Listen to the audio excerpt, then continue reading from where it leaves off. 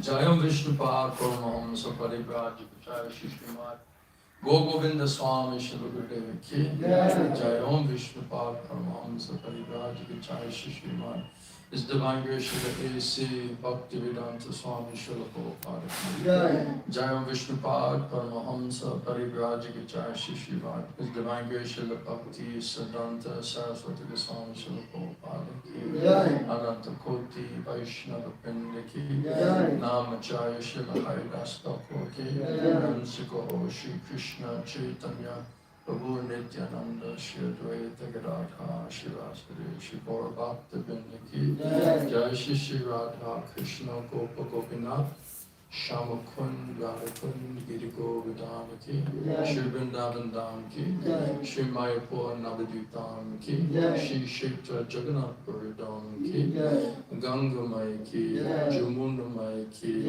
Bhakti Devi Ki Tulasi Maharani Ki Srimati Radharani Ki Shri Shri Gauranitai Ki Shri Shri Krishna Balaram Ki Shri Shri Jagannath Baladev Lady Subhadra Devis Ki Shri Shri Radha Gopinath Ki Shri Shri Radha Gopal Ji Ki Shri Shri Radha Madhava Ki Premanam Sankirtan Jagya Ki Grantaraj Srimad Bhagavatam Ki Gaura Premanande All glories to the simple devotees. All glories to the simple devotees. All glories to the simple devotees. All glories to Shri Guru Shri Gauranga Mahaprabhu Srila Prabhupada Srila Gurudeva Ki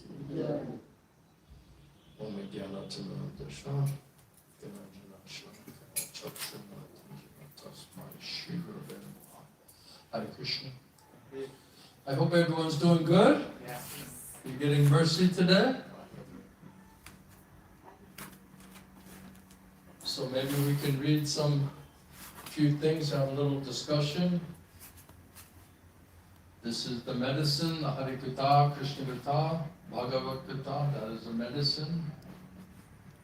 We have to try to be sincere and serious. We have to be reminded of that.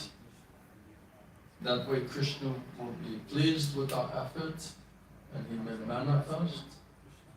If he manifests, then everything can be solved. All questions will be answered, doubts will be destroyed, whatever's bothering.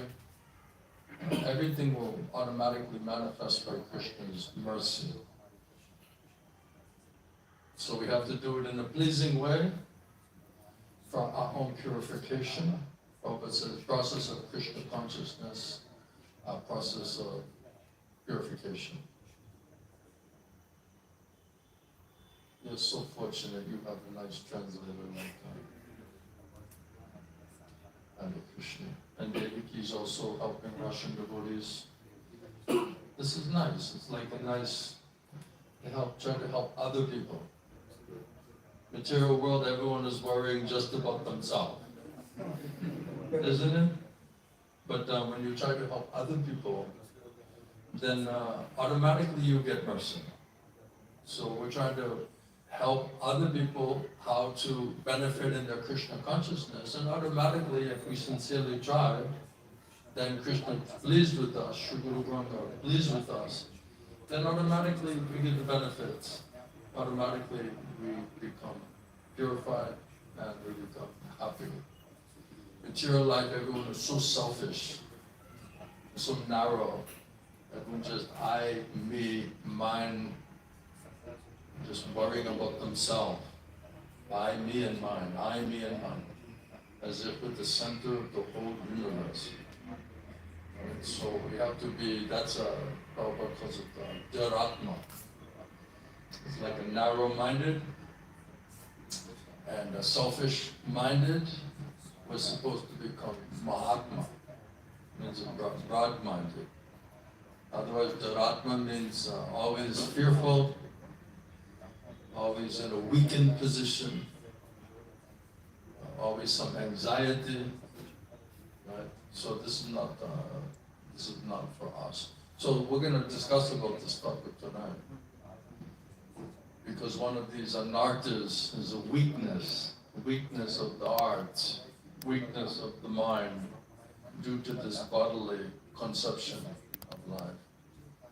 So I was just reading in today, Srila Prabhupada is talking from Bhagavad Gita in the 2nd chapter, in a garden conversation in Detroit, Michigan, June 15, 1976.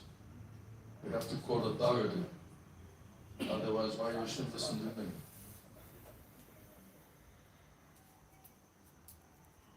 So that verse that is being read, that Prabhupada is discussing about, this is in the Bhagavad Gita, the 2nd chapter, 1st verse. Om Namo Bhagavate Vasudevaya. Om Namo Bhagavate Vasudevaya.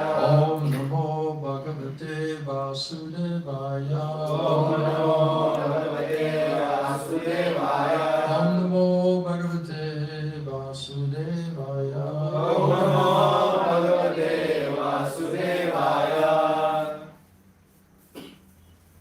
So, Prabhupada disciple Hari Suri, Prabhu, he's reading from this Bhagavad Gita. He's reading from the 1st chapter, or the 1st verse up to the 12th. In the reading, I don't know how far we'll go. But that verse is Tam Tata Kripaya Ishtam Ashru Orna Kule Shanam Vishidatam Idam Bhakyam Uvacha Madhusudana. Where are you going? Oh, okay.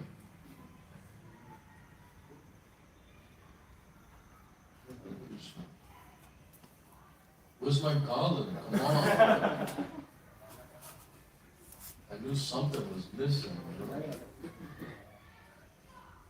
I feel totally disrespected. But actually, it's not for me personally. It's for the speaker who's speaking Bhagavad Gita, Bhagavad Katha, Harikatha. It's out of respect for the real speaker, which is Krishna, is the speaker of Bhagavatam. So this garland is out of respect for Krishna and Krishna devotees who are speaking about Bhagavad Katha, Harikatha. And so this topic is not ordinary topic. This is transcendental topic, a spiritual topic. So we should take it with some respect and not just with ordinary type of discussion or knowledge. And that way, if we come in a humble mood, respectful mood, to try to learn from Krishna and Krishna devotee, then we can get mercy from Krishna and mercy from Krishna devotees, and mercy from the Shastra also, whereby we'll be able to qualify ourselves, purify ourselves. Always a process of Krishna consciousness. Beginning is a process of purification. So Sanjay, seeing Arjuna full of compassion, his mind was depressed, his eyes were full of tears, and then Madhusudana, Krishna, he spoke the following words to Arjuna. So when Arjuna finally, he surrendered to Krishna because he could not solve his problem. There was too much of a puzzle, it's too confusing, too perplexing. So when he tried, exhausted everything, and still not working, then finally he said, okay, I admit my defeat. Now I'm soul surrendered unto you. Now only you, Krishna, can help me to explain to me what to do, how to solve it. So Krishna, Sanjay was saying that Krishna was saying that Arjuna, he was full of compassion for his family members. Then mind was depressed, thinking that how I can hurt them or kill them. Then his eyes, he was tearing up, he was becoming very, depressed, thinking that he has to do like this. And then Krishna, now he's going to speak to Arjuna. And Prabhupada says in the purport that this material compassion and lamentation, lamenting and shedding tears, this is all signs of ignorance of the real self. It's material compassion, lamenting, all this emotion and crying and tears.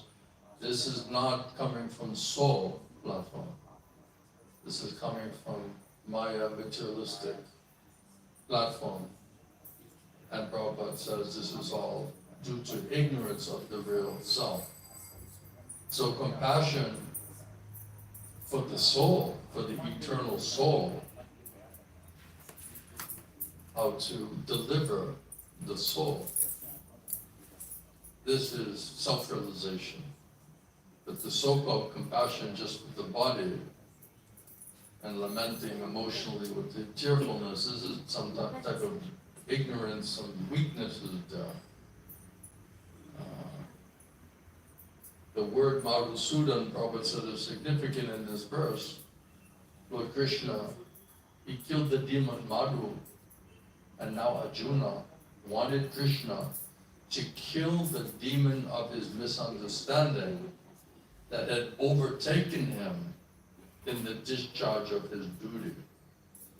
So when you're trying to understand what to do, and all misunderstanding is there, and you have nothing to say, you cannot understand it, you cannot preach to yourself, you cannot explain it, you cannot solve it.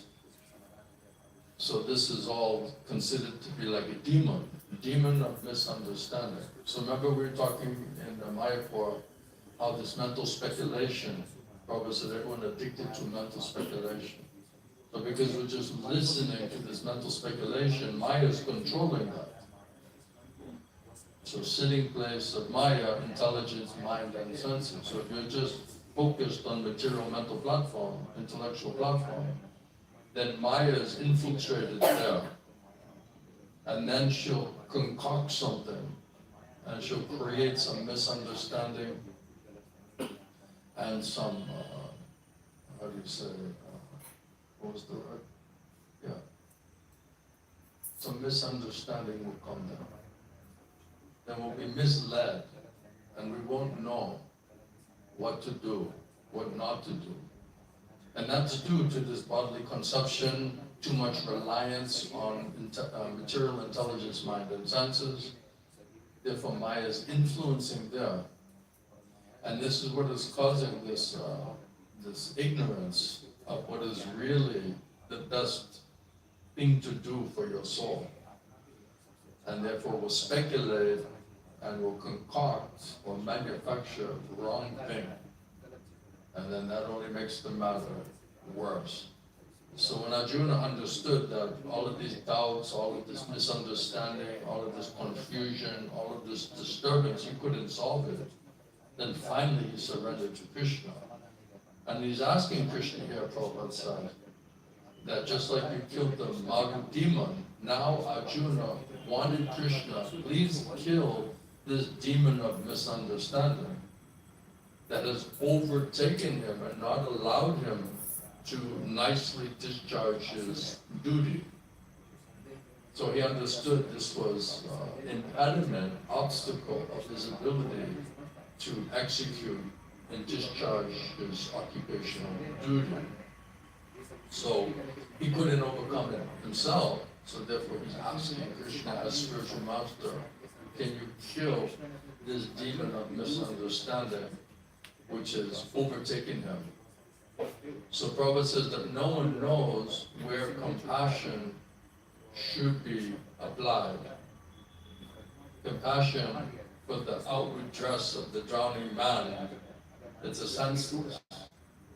That the man fallen in the ocean of nations cannot be saved simply by rescuing his outward dress, which is the gross material body.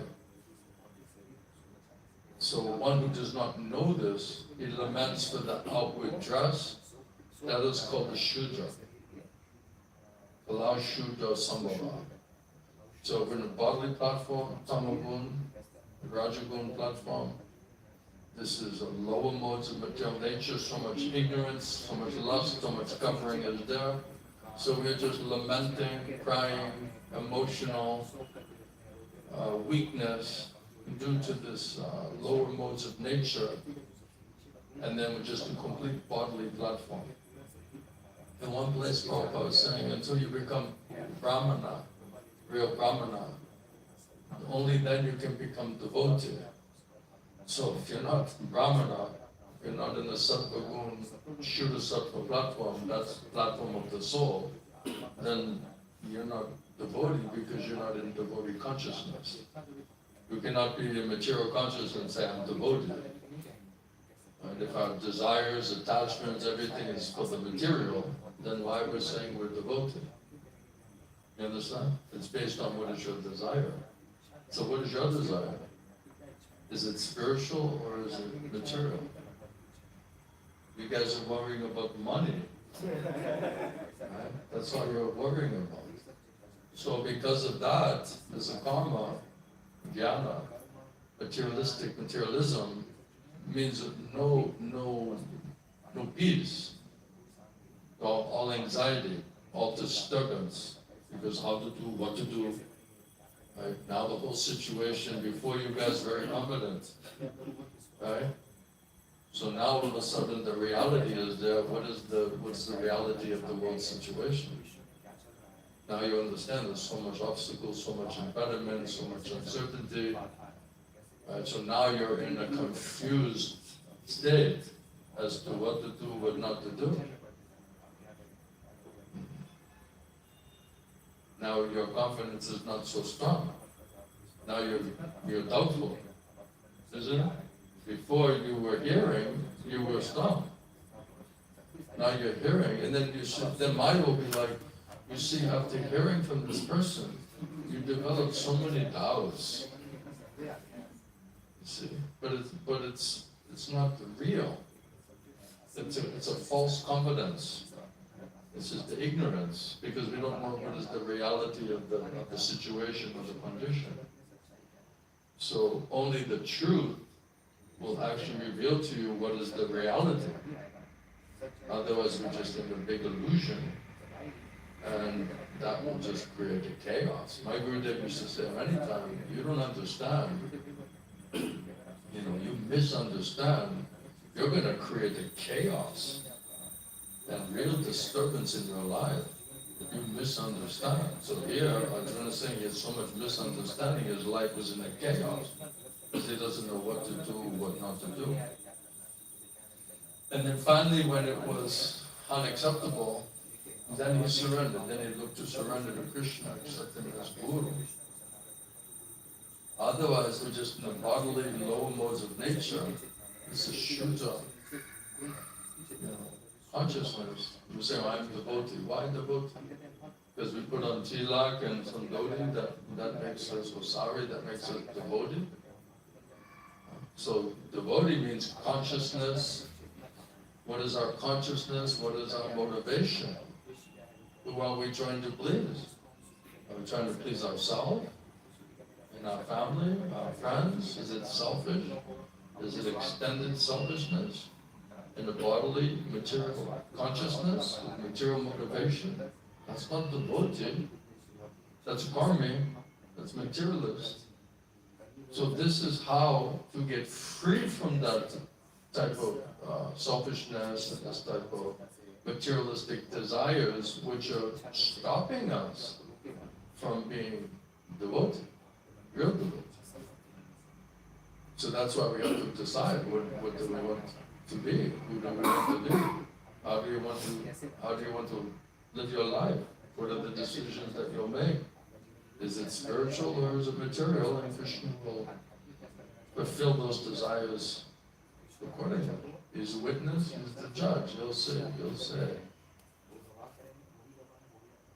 So we're just lamenting, oh, You know, material life is like hankering and lamenting, right? So you guys are hankering, want to achieve something, right? Now you can't get it, now you're like depressed, now you're morose, now you're like, oh, what's the purpose of my life? It's like a bad news, right? It's all like, sad, morose, right? This Maharaj is like a killer about inspiration, killer about inspiration. So this is material life, we're hankering and lamenting, That's due to bodily consumption. Prabhupada said Arjuna, he was a Kshatriya.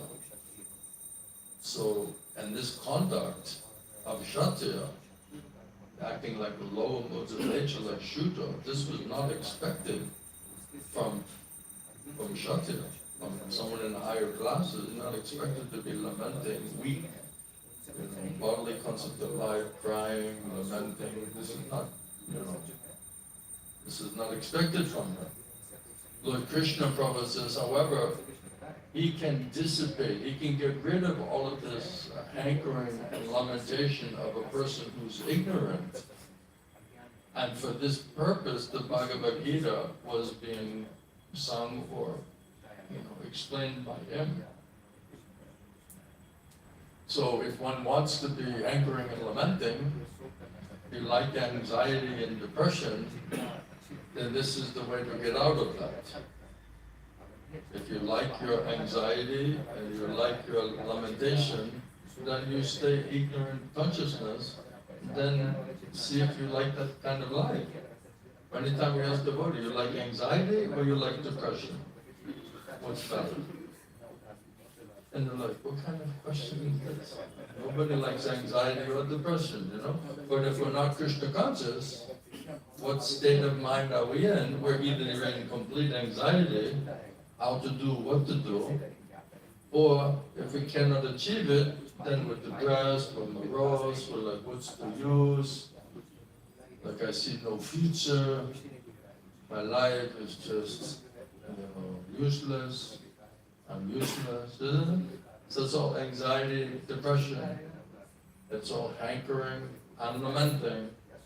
So this means no peace, means no real happiness, satisfaction. So this Bhagavad Gita is being explained by Krishna to free one from this hankering and lamenting due to this tamagun. So we have to be smart enough to realize, okay, am I in anxiety? Am I depressed? Am I hankering? Am I lamenting? Am I satisfied with this condition? So if you don't know, I don't know if I'm hankering or lamenting. I don't know if I'm satisfied or not satisfied. Right? That means we're just completely unconscious about the reality of our condition. Then we need some serious causeless mercy to get purified enough to understand the reality. So this chapter of Prabhupada said instructs us in a self-realization by analytical study. What's the difference between material body and the spirit soul?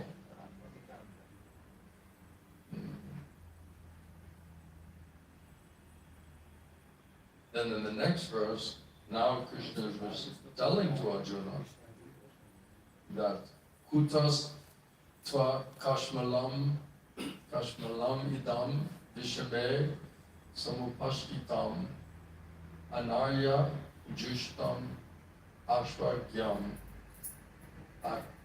akirti karam Arjuna. I'm sorry, my Sanskrit is not very good, but I hope that the Lord sees I'm trying. That's the only thing I can hope for. He sees I'm trying. So Krishna says to Arjuna, my dear Arjuna, how have all of these impurities come upon you? All this lamenting and crying and sentimentality, right? How all this ignorance and impurities have come onto you? They are not at all befitting a man who knows what is the value of life.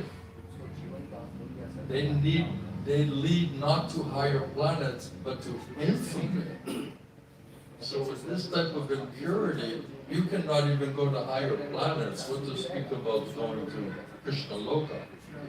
And instead, then infamy means you become like, oh, he's weak, he's a sentimentalist, he's like a child, he's just a useless, he's just antisocial, right? You become not famous, you become, criticized, you become belittled. And especially for Kshatriya, they could not tolerate this type of thing. Prabhupada says in the purport that Krishna and the Supreme Lord, Bhagavan, they're identical. Bhagavan is ultimate and absolute truth, realized in three ways: Brahman, Paramatma, and Bhagavan.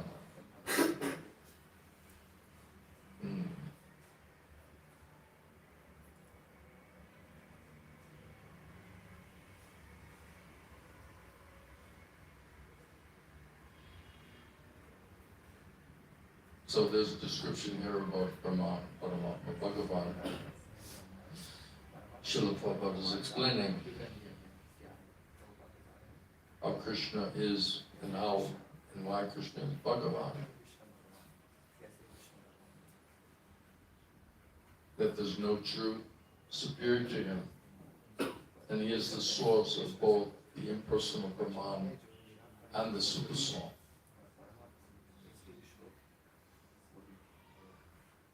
So in the presence of Krishna, who's Bhagavan, who's Supreme Lord, absolute truth, Arjuna's lamentation,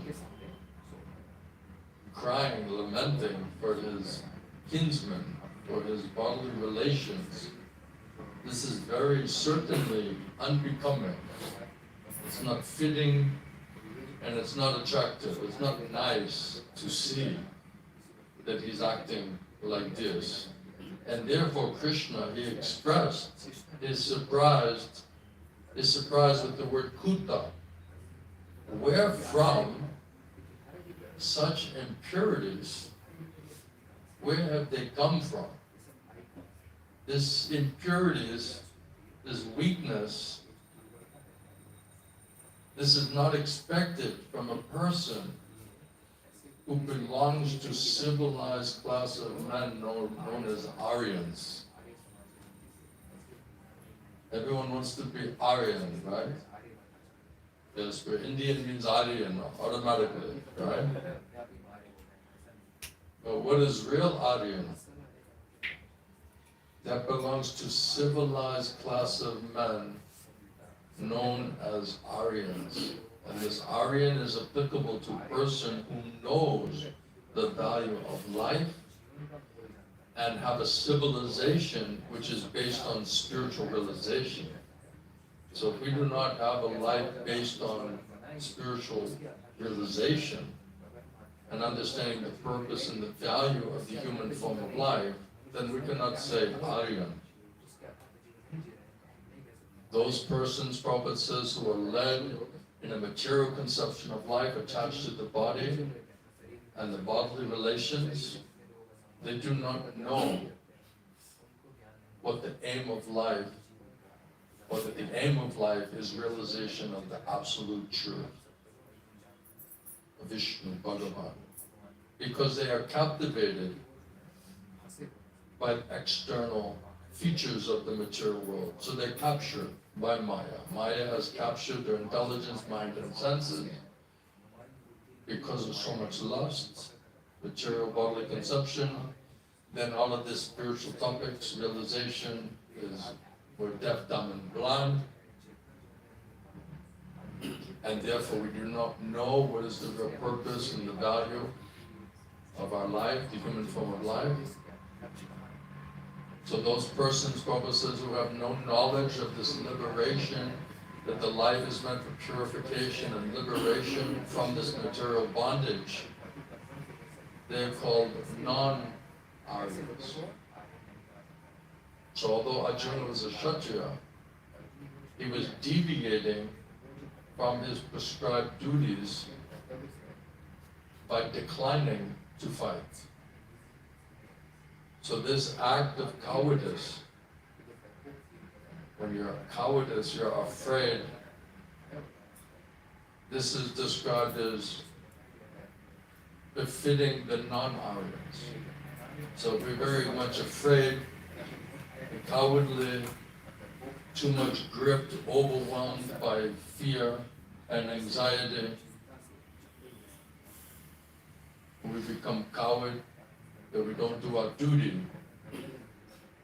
What's expected from us, this is non-Aryan. So such deviation from what's expected, our occupation, our Sanatana Dharma, this deviation from that duty, it does not help one in the progress of spiritual life, nor does it even give one the opportunity to become famous in the world. So if we are gripped by this ignorance, this lamentation, cowardice, fearfulness, anxiety, and it's not allowing us to do our service, our duty properly, that not only can you not advance spiritually, but you cannot even be successful materially. So Lord Krishna, he was not approving of this so-called compassion of Arjuna for his bodily relations, because he understood this is based on bodily consumption, not based on soul consumption.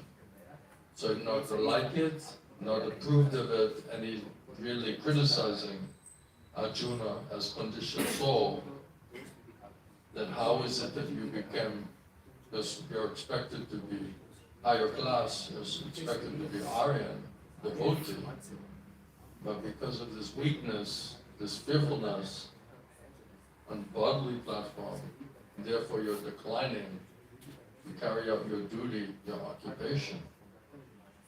Then Krishna telling, do not yield to this degrading impotence. In other words, do not let your weakness and your degraded consciousness force you to not execute your duty, your occupation. It does not become you. You're meant for more than that. Give up all of this petty weakness of heart. So this weakness of heart is due to bodily attachment and bodily relations. We want to please everybody. Swami is like a people pleaser.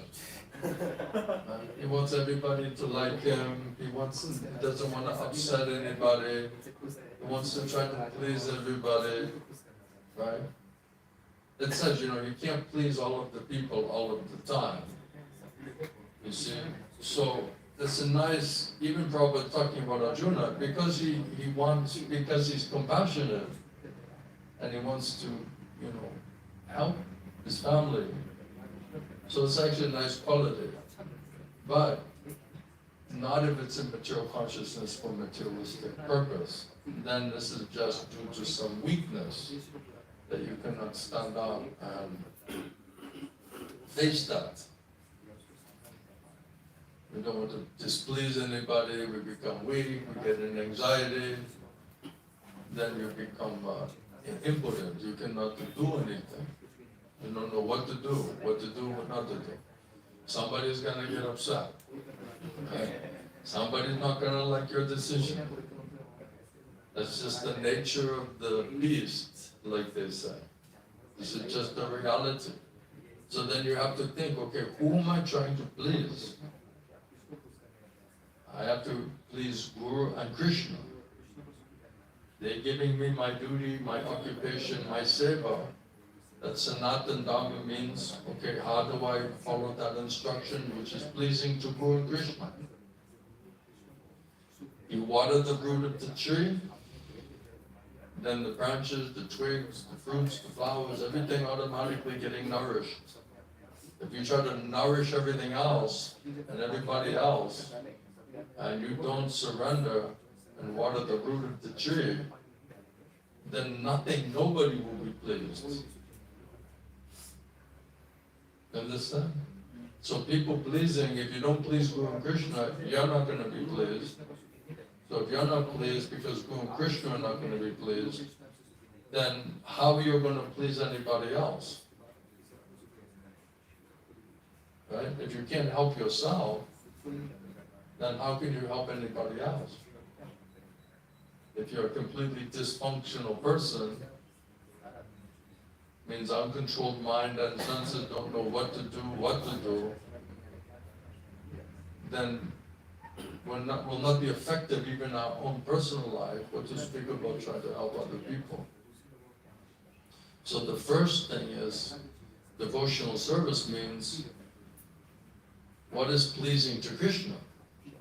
What does Krishna want? Sometimes devotees say, oh, I'm going to do this and this and that, and then someone asks the question, does Krishna, does he want that? And they're like, wow, that's a very interesting question. I never even thought about that. Right? We're supposed to be devotees, we're coming up with all these plans, trying to figure it all out, and then you just say, does Krishna want that? And we're like, you know what, that's a good question. I don't know. I never even thought about that. So we're calling ourselves devotee, and in all of our calculation and plan making, we're not even bothering to find out what does Krishna want. We're just trying to find out independently, based on our analysis and judging and calculating everybody's what they want and desire and what they're expecting from you, and how do you balance all of this and please everybody, right? But we never ask, but what does Krishna want? What is Krishna's plan? And we're like, wow, that's a very interesting question. I don't know. I don't know what Krishna wants. So then why are we calling devotee? We're devotees. What makes us devoted? We're not even asking Krishna what does he want, and we're not trying to think how to execute what Krishna wants. So why are we calling devotee? Because we put on tilak and chant some nama parad. So we're chanting and we're worrying about the money, and I need a wife, and I need a husband, and I gotta please my mother and my father, and I gotta satisfy my kids, and I gotta keep the institution happy with me, because then they'll be upset with me, then where will I go, then who are my friends, and where will I get prasadam, then I can't go to Vrindavan. So we have to start worrying about all of this other thing. That's why sometimes people they say, oh Maharaj, you're Maharaj, can you tell me, what does Krishna want me to do? And then nothing is coming to me. I said, oh, I don't want to speculate. Then I asked them, I said, do you really want to know what Krishna wants? And they're like, I'm not sure. I'm not really sure. And then they're like, can you just tell me what Krishna wants first? And then I'll decide, whether I'll do it or not? I said, no, that's not how Krishna arranges it. So we're trying to twist Krishna's process around. Like Krishna is supposed to say, and then we just say, no, Krishna, thank you. Thank you for letting me know, but no, I'm not prepared to do that. Right? So, because otherwise Arjuna just figuring it out on himself. And then when he said, okay, that's not working, and he doesn't like the results, then he surrendered to Krishna, and he said, now please accept me as your Shishya. Now you please tell me, I don't know what is best, what is right for me. Then he inquired. So it says that bona fide guru, he's not speculating. He's not trying to speculate an answer for you. I think I was reading that in some other place.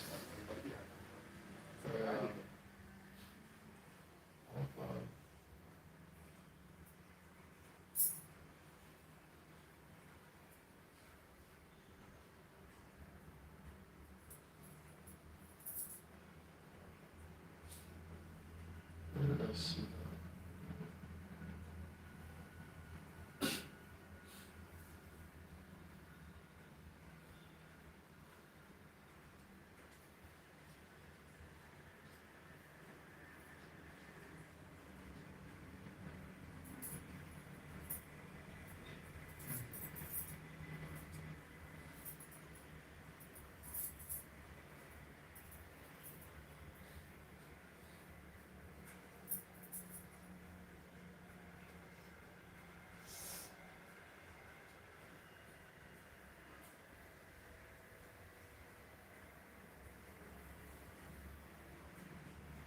Yeah, Prabhupada was speaking about this in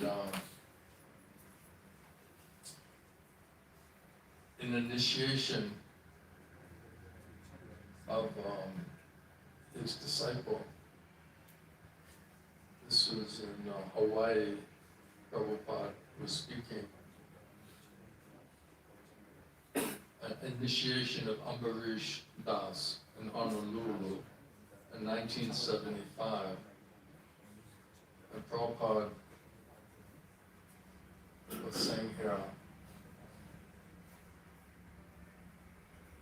and I'll tie what we're talking now also into this further discussion.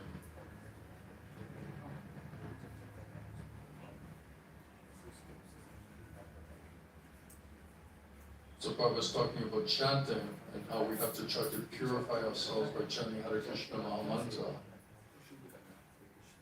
And then if we still remain materially attached to this material attraction and material attachment, this is offense. That is also offensive. So the whole process of Krishna consciousness is how to become disgusted with material things. So if you say, okay, we're going to now have a seminar on how you can become disgusted to all material things. And then you're thinking, how do I get and develop all material things? This is like a heaven and hell difference, isn't it? It's going exactly contrary. Right? So you're going to come every day and hear how to become disgusted with material things, with material desires. You're trying to cultivate material desires. You're not trying to get free from material desire. You're not trying to become disgusted with material desires. You think material desires are great. That's what you have to do. That's what you have to cultivate. That's what you have to look forward to. Right? But devotee means how do we become disgusted with material attraction and material attachment? Prabhupada said this is the process of Krishna consciousness. That's why hardly anybody's interested. Everyone says, of course we want to be devotee. Of course we want to hear about Krishna.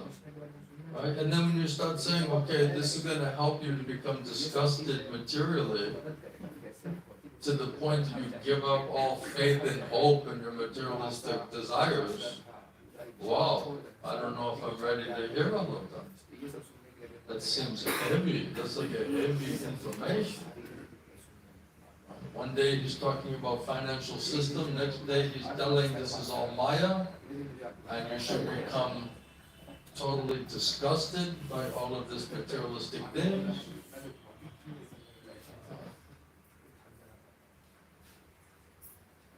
Krishna consciousness movement means that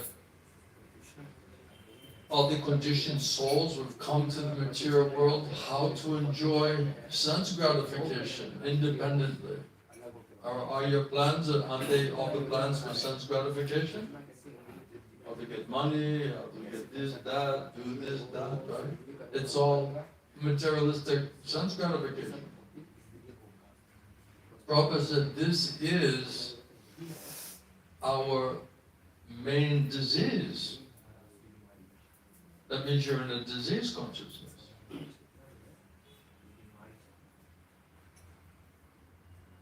We've all come to this material world just to try to enjoy sense gratification independently. And this is our main disease. Everyone in the material world is trying his best how to satisfy the senses. This is the material disease. So all of these plans are selfish or extended selfishness is how do we satisfy our senses and the senses of our family and our friends. Wake up.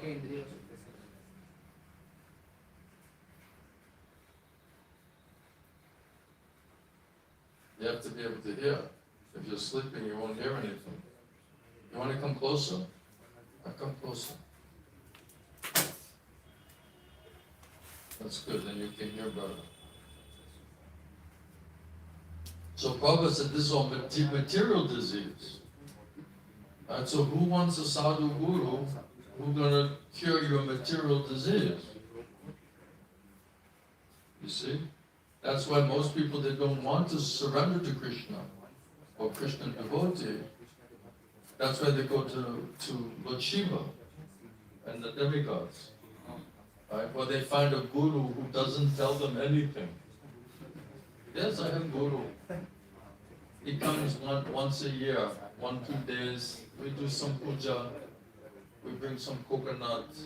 Right? You want this type of guru? And then he says, "What are you doing something for Krishna?" Yes, yes, Guru Maharaj. Okay, very good, very, very good. This is all chilling.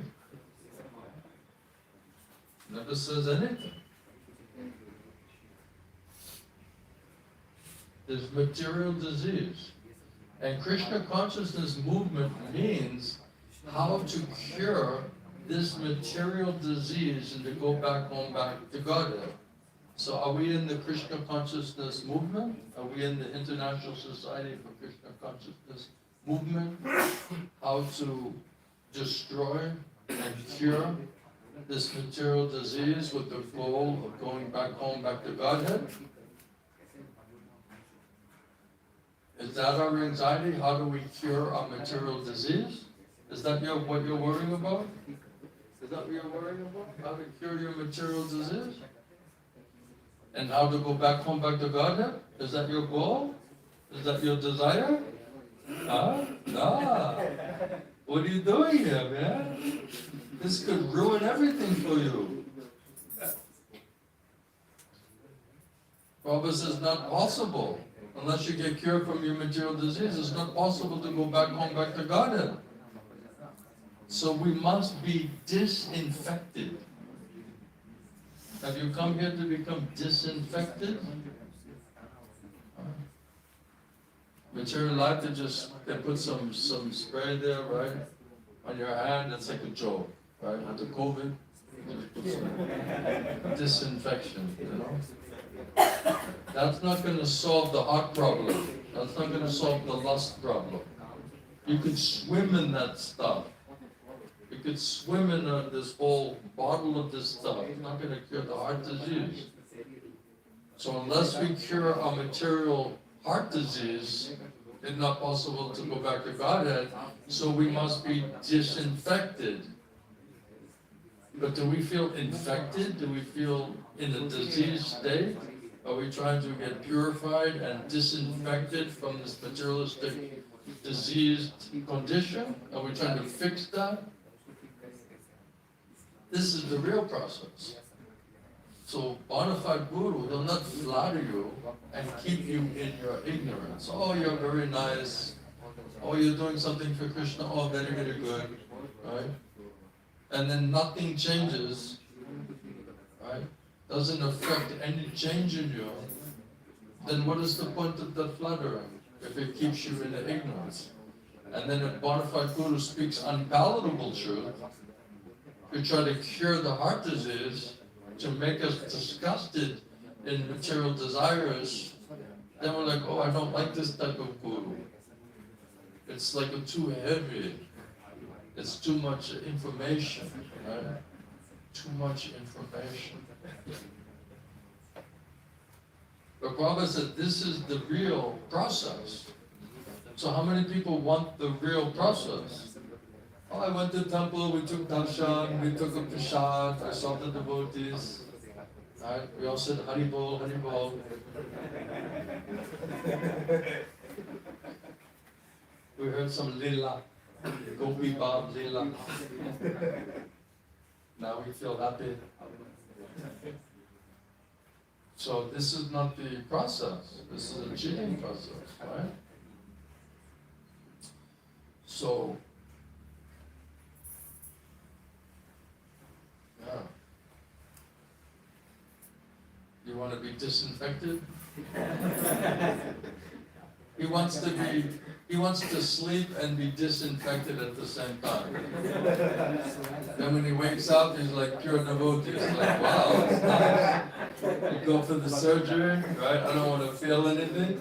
And then when I wake up, then I want to just be cured and a pure devotee.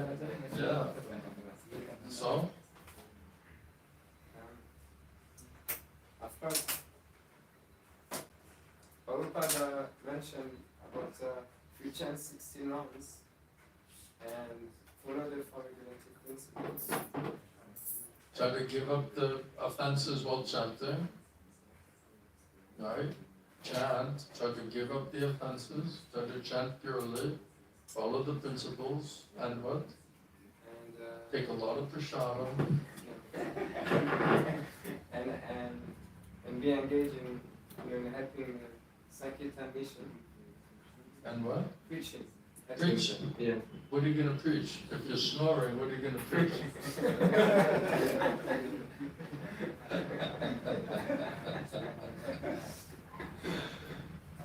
If we're not in a nice consciousness, what are we going to preach? I remember one time I was distributing books and I was in really bad consciousness. I didn't sleep right, many problems were there, you know. I was like disturbed. And I was distributing books. And I was telling the people, this book will make you happy. And then the man, he looked at me, he said, are you happy? And it really shocked me because I wasn't happy at all. And Krishna just spoke through this man and it hit me. And I'm like, how I can tell that, this will make you happy if I'm miserable, So I just sat down and I started praying and chanting. I was like, wow, you gotta be in better consciousness. Otherwise, nobody's gonna buy that this book is gonna make you happy if you're looking so miserable, So then I understand, I got a good lesson, like it was like a slap. Yeah, this book will make you happy, So I can become like you. So this just on this point, right? So Prabhupada's saying that we have to taste higher. Krishna says if you get a higher taste, then you can let go of the lower taste. And then he quotes in the 11th canto, 11.242, where it's explained that this, when you do real devotional service and you come directly in contact with the Lord and the Lord's devotee, and then you get a higher spiritual experience and taste, then automatically you become detached from other things, especially other materialistic things, because you get something better. So three things occur at the same time when you're taking shelter of Krishna and Krishna devotee, that you feel some pleasure, some food for your soul. So your ear, your heart, you become satisfied. So you feel some peace, you feel some pleasure. And then you feel like this Harikatha, Krishna-katha, Krishna Nam, it's nourishing your soul, it's giving you strength. And then you're getting relief from the hunger. We're hungry. You see, on soul platform, our soul is hungry. So if you get Krishna and Krishna devotee giving food for the soul, food for life, then your soul starts to feel not so hungry. And then every time you're taking more and more bites, more and more taking the food for the soul, then automatically you're becoming detached from the attraction and attachment of all other things materialistically. Because now you have higher taste. So if we get association with Krishna and Krishna devotee, and that experience is so nice that all other materialistic relations and the discussions, and it's like a bitter, because it's not food for your soul. Once you learn how to get food for your soul, any other materialistic relationships will actually just be a disturbance, because they don't know how to nourish and give that higher experience of consciousness and food for the soul. So Prabhupada said that devotional service, when done properly, Prabhupada talks about sincerity and also quality and quantity. So if the quantity and the quality is sincere and serious, then automatically will become detached from all material attraction and material attachments. So we need a higher taste. If it's just theoretical, it's not really going to give you higher taste. You'll still be attracted materially. So it has to be an undeniable, practical experience which you can realize that this is higher than that. And then if you just come into religious organization and it's fighting and enviousness and materialistic politics, then it's like, this is worse than my family. Right? Just like a worse than my family situation, So it's like, you're saying, yes, get ready to leave your family, and it's like, what, to come to you people? So shouldn't it be like something like better than whatever the material arrangement is, the material attachment is? Right? So Prabhupada said that's preaching. So if you're Krishna conscious and you make a nice atmosphere, and devotees get this type of food for the soul, and they feel shelter and protection, they become more peaceful, more happy, then all of these other situations are not so attractive, you see. So if you're getting a better experience, then you're going to go now with mental speculators and just wander around and just like try to enjoy materially and just be independent agent and try to, and then criticize everything and everyone and just go on speculating and talking all speculation, not under shelter, control, protection of Krishna, Guru Krishna. Right? So nothing good can come out of that. But you may have to do that to see the difference, but it's risky because you're giving up shelter and protection. Just like I talked about this Komala Shraddha, right? So once that plant is coming up, you have to protect it. So you've got some faith, right? But it's very tender. So easily you can lose it. So you have to protect it with the fence.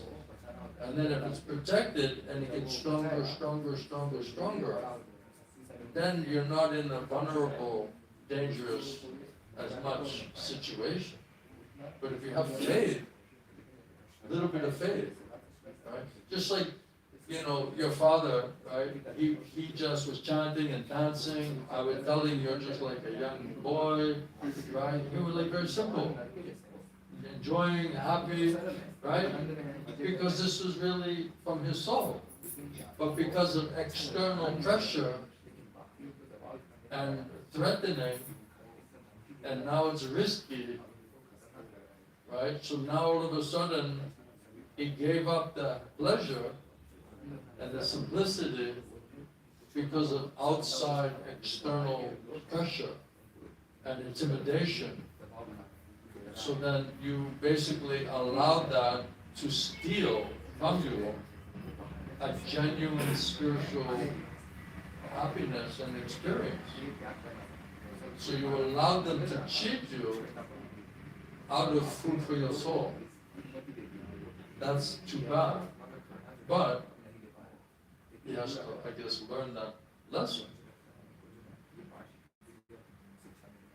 So that's why one who is helping us to develop our faith, it's very difficult to establish faith because you have to purify them, they have to become simplified, they have to be able to listen to the information, they have to become convinced by the information, by quoting Shastra, and you have to overcome all the doubts and all the obstacles, all the impediments. And I suggest to get someone even to get Kumbhala Shraddha, be like tender faith. Even that is not so easy. One day you can have it, next day you'll leave it. I saw when we were in Kazakhstan, we were preaching, these devotees were so happy, dancing, chanting, they're like, this is food for my soul. And they said, I've never been so happy, we've been praying for this for so long, and they're finally getting it, right? And then what happens, these temple, they send in the lieutenants, and all of the mafia, henchmen, thugs, gundis, right? And they just start threatening them and finding fault and criticizing. Then I saw them the next day. I was so excited to continue our Food for the Soul program. And they were so morose. They was like dark, miserable. And I was like, what? Last night when I left, you guys were so ecstatic. You were so happy. What happened? What happened? And they said, well, the temple came and the devotees came and they started preaching to us and they started criticizing. I said, but didn't you see practically, undeniably, you got such a nice experience? And now you're completely depressed and morose and disturbed and completely confused. Look at the difference in the results. And they're like, I know, but we're too afraid because we're part of the temple. These are our authorities.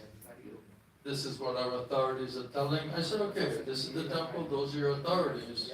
Are you happy with your results right now as compared to last night? What to do? We're forced. We have to accept it. Right? So Krishna giving them higher taste. Undeniably. They're crying. They're dancing like I said, I saw your father. I said, you're getting younger. You look like a young man. I didn't recognize him, right? And then they came and they started threatening, right? Putting pressure, some fear, intimidation. We'll cut you off, right? We'll take everything away from you. You'll lose your standing. Then you cannot come here freely. Then you become like Gopal. Right? Then you become like Gopal. Gopal comes to the temple. It's like, it reminds me like you go to like some place, right? And as you're getting out of the car, like everyone's closing the windows, doors, right? They're pulling down the blinds, the lights are going off, You're trying to go into the restaurant, right? And they're looking out like through the window, Gopal's coming, Then everything locks, the blinds come down, the lights go up, right? Then they don't see any devotees, like everyone's hiding, right? You're ringing the bell, nobody's there, right? Then you get that kind of treatment, you see? And then you're like, wow, I dedicated how many years going to this temple? I did so much seva, I gave so much donation, I did so much contribution, so much effort. Now I'm getting treated like this, so they cannot understand it. They're not willing to give that up. because they didn't have high enough taste. You see, so if he was dancing and chanting like a young boy, like day after day, week after week, month after month, nobody can shake that. But because it's just one day, then the next day, then they start calling, then immediately your faith is broken. Then you hear some criticism, they give you some fear and anxiety, you'll be punished, you'll not have any convenience, people will criticize you, then there's this fearfulness, right? Then this comes. Then we become like coward. Then we start acting like a victim. We're like a victims. That's why when I asked Gopal, where's your resume? He said, I'm Brijavasi. Boldly, right? Then I understood he's not coming from ISKCON. Because if you're coming from a controlled, mechanical, structured, manipulative environment, you have to just calculate everything you're saying. Because you don't want to, displease anybody.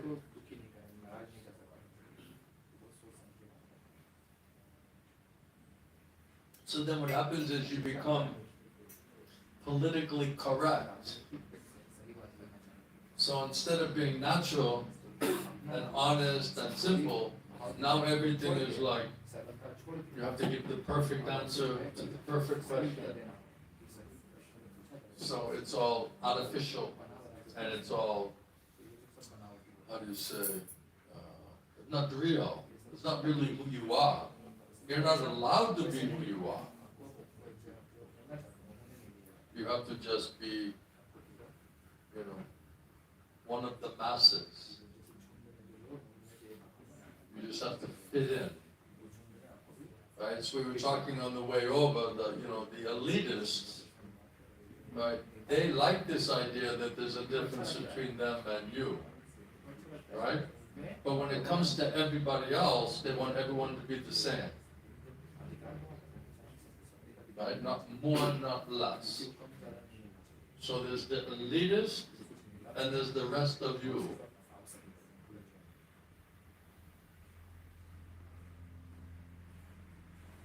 So, what's your problem? Thank you, Shri Gurudev. So, ever since I started listening to your lecture, Ever since I was a little boy, so the desire for sense gratification has reduced a lot, like a lot more than before. that's good. That's like a good sign. But You're complaining about that. the desire to You're disappointed now. Lost all your hope. Now you have no bright future. Now you think you're going to be like a pauper, you're going to just be like a beggar on the street. I mean, the desire to acquire like position, power, name, and fame. It's very close. Join to me. ISKCON.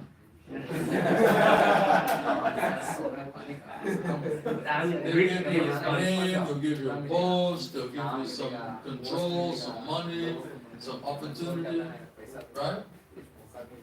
That's available there. Here you'll be like outcast, you're like a separatist, you're like, just the people will spit, when they see you. They'll criticize you, they'll think you're crazy, right? You're antisocial, right? By nature you just want to be like a contrary and rebellious, you don't accept any authority. They'll ruin your name, you can't go anywhere.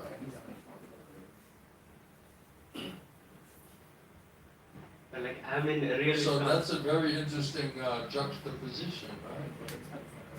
So, what do you want? Do you want Krishna Prema? Do you want to go back to Godhead? That's the hard way. If you want some material sense gratification, so-called religiosity, then you just go another way. Then you need different kind of guru. So Maharaj, like, is it Then you possible? can just tell your guru what you're going to do and what you're not going to do. You need that kind of guru. Like, is it possible to become successful spiritually and materially? Sure. Yes. If that's what Krishna wants for you. If Krishna wants you to be materially successful, he can make you successful. If you not forget about him, if you use what you get in service of Guru Krishna, you won't go crazy. Money makes people crazy. It says that money is the root of all other evil. Because immediately you get money, we get puffed up. Then we think we're better than other people. Right? So if we cannot use it properly, it says that Krishna may not give to his devotee. He may just keep us in a humble situation. If you can do it and use everything in the service of Guru Krishna, then he can make you very wealthy, very material, so-called materially successful. That's up to Krishna. And it's up to us how we do it. Can we do it responsibly? Then Krishna can give. If we're going to be irresponsible and we're not going to do it in a mood of devotional service, then Krishna can also just take everything. So Krishna will give you exactly what we need, not what we want. Krishna will say. Many times I was telling devotees when I was grihastha, I was doing different business. And then I was thinking, wow, this is very successful, and this means it can expand, and you can do like this, and go to this city, and that. And every time I tried to do something big scale, Krishna never let it happen. So then I understand, he just wants me to do locally, and just be satisfied. He's not gonna give you more, not gonna give you less. So what to do? So I tried. And then it's up to Krishna whether he allows it to happen or not. So when I tried and tried, then not happening, then I said, okay Krishna, I got the point. You're not going to allow it, so what's the point of carrying on that thread? Then you're just wasting your time and energy, effort, and resources. So that's why we have to find out what does Krishna want. It says Krishna's final factor of action. So whatever we're thinking, whatever we're planning, whatever we're trying to do, ultimately it's up to Krishna. We were talking on the way here that in India, everybody wants the kids to be a doctor or engineer.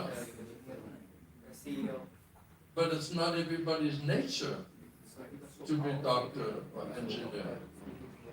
So you're trying to force people into an occupation which is contrary to their nature. So they'll never be happy. We have to act according to the nature. Just like Krishna said to Arjuna, you're Kshatriya, you're a military man, your nature will force you to fight. Now it's just, are you going to fight for me or not? Either way, you're going to fight. Your nature will force you to fight. Your nature will force you to fight. So whatever your nature is, automatically you'll be forced to do that. So Prabhupada was complaining that in America they were fighting in the Vietnam War, and they were just forcing everybody to go to the war.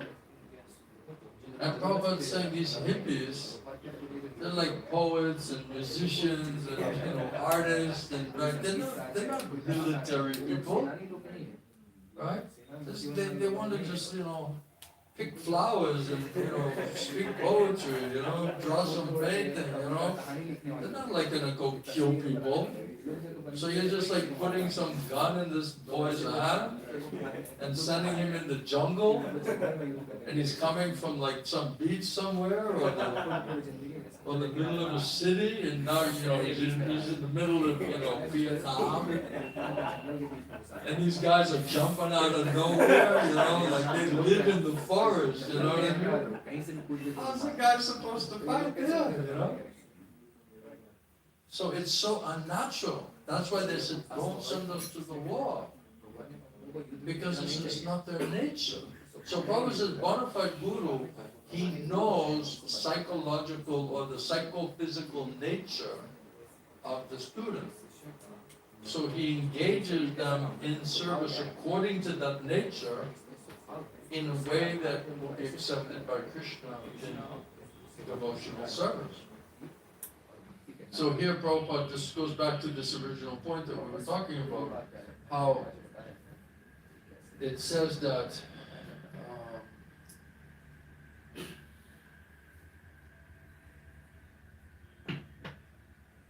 we should inquire from the Guru, we should be intelligent enough, how to inquire from the spiritual master, how we can become spiritually advanced, more and more advanced. Our Vedic principle is how do we follow Acharya, how we follow Guru's instruction. And then we get mercy of Krishna, mercy of Guru. Then by that mercy, we can become spiritually qualified. So Arjuna,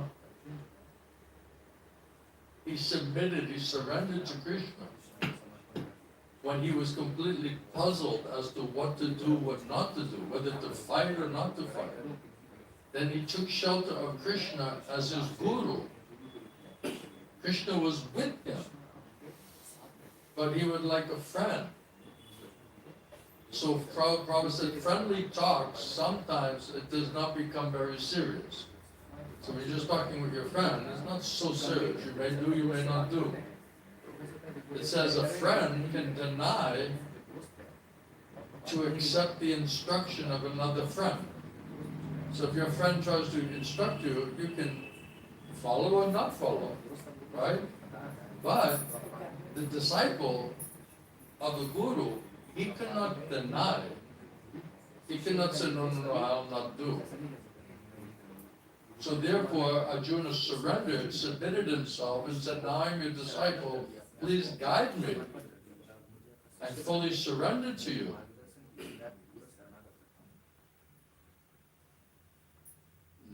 I accept you as my spiritual master. So Prabhupada says here, the spiritual master's instruction, when Arjuna surrendered and Krishna instructed him, then that is serious. Now it's serious conversation. So initiation means to submit or to surrender and fully accept the spiritual master and follow his instructions. So if you submit, you surrender, you follow the instruction, this is real initiation. And the spiritual master's instruction means Krishna's instruction. So if you don't know Krishna, you not get intelligence and faith from Krishna, how do you know what is Krishna's instruction? Right? The spiritual master's instruction means Krishna's instruction. So when I met my spiritual master, I asked him, he's pure by a medium of Krishna, I asked, Gurudev, what is my instruction? What does Krishna want me to do? That's what it means to depend on Krishna, Guru Krishna. And therefore also not good instruction, because all of that speculation will come from Maya. So Prabhupada said that the spiritual master's instruction means Krishna's instruction, but you should come through the spiritual master. The electric powerhouse is Krishna. but the current comes through some channel. So the spiritual master, personally, he hasn't got to give you any instruction. So spiritual master, he doesn't personally have to give you any instruction. His business, the Guru's business, is to carry the instruction of what Krishna wants and deliver that instruction to the disciple. Then you need a Guru. If you don't want to know what Krishna wants you to do, and you're not prepared to do it, you don't need a Guru.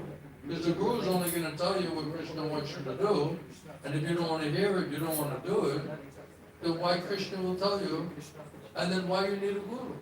What's the point of the Guru? Oh, I have a Guru? Right? This is like accepting Guru as fashion, probably as a fashion statement. I have a Guru. I have a Guru. So the Guru's business is to carry Krishna's instruction and deliver that instruction to the disciple. So my Gurudev used to say that the bona fide Guru, he knows what is Krishna's desire for you. Huh? Intention. Krishna's intention. Intention of Krishna. Yes. Guru knows. Yes, thank you. Yes, he knows what is Krishna's intention for you. Does that sound better? Is it more acceptable? So this is the spiritual master. He does not invent anything. He doesn't say, well, in my opinion, I think, perhaps, maybe this, maybe that. That's like a modern scientist. Philosopher may say like that. But that is not our process. We say everything definitely, definitively. And how can I say definitely, definitively, because I have heard it from Krishna. That's good. In my opinion, maybe like this, maybe like that. I think perhaps maybe this will work. That's a speculative. No, because I've heard it from Krishna.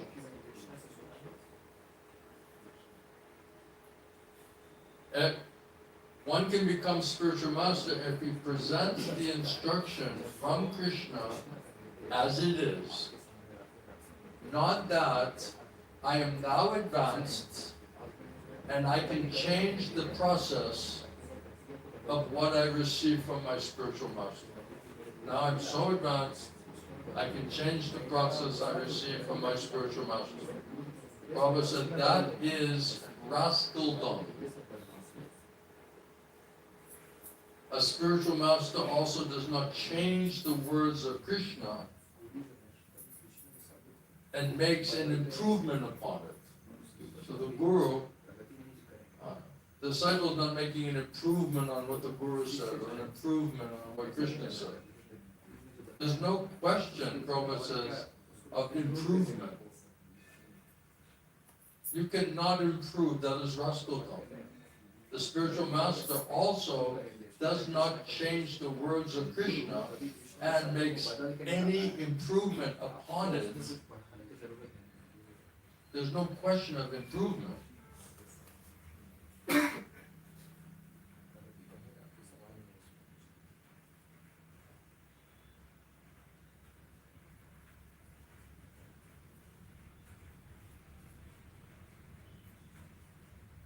It's explained that whatever I have heard from my Guru, from my spiritual master, that I have to execute, because it's coming from Krishna.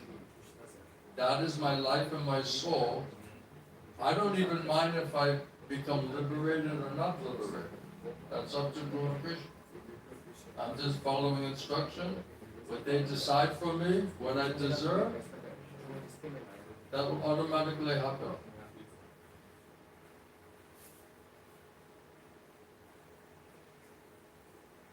This is our process, Prabhupada says. Whatever we have heard from our spiritual master, the spiritual master gives specific order to specific disciples. And then the disciple also will take it as seriously as one's life and soul. So Prabhupada said, expert spiritual master, he knows the psychophysical nature of the disciple, and he knows what is Krishna's intention for us. And then he gives us that specific instruction to specific disciple. And therefore then disciple can know, oh, this is coming from Krishna, I received it from my guru, therefore I have to make those instructions my life and my soul. Prabhupada said, then this is the secret of success in your spiritual life, then this is perfect. And Prabhupada said, from my personal experience, I can explain to you that it is my duty. I'm not a very wonderful man, but I have tried to execute the order of my spiritual master.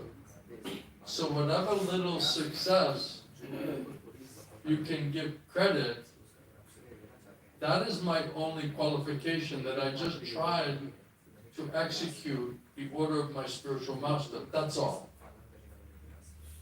Just like other day, Prabhupada says, my Guru Maharaj, he hinted that if you get some money, publish book. So from the very beginning, I'm trying to do that. So this is very specific instruction. Prabhupada says, other following rules, regulations, that is also right. That is also right. That's a general instruction. Right? Follow rules, regulations, chant, Hare Krishna, Mahamantra, that's meant for everybody. But there's also specific instruction.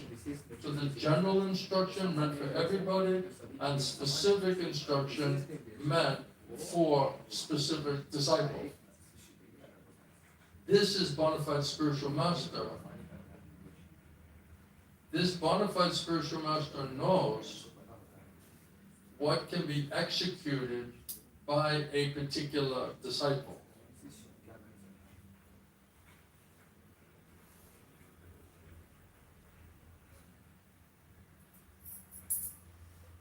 So Krishna instructs the Guru.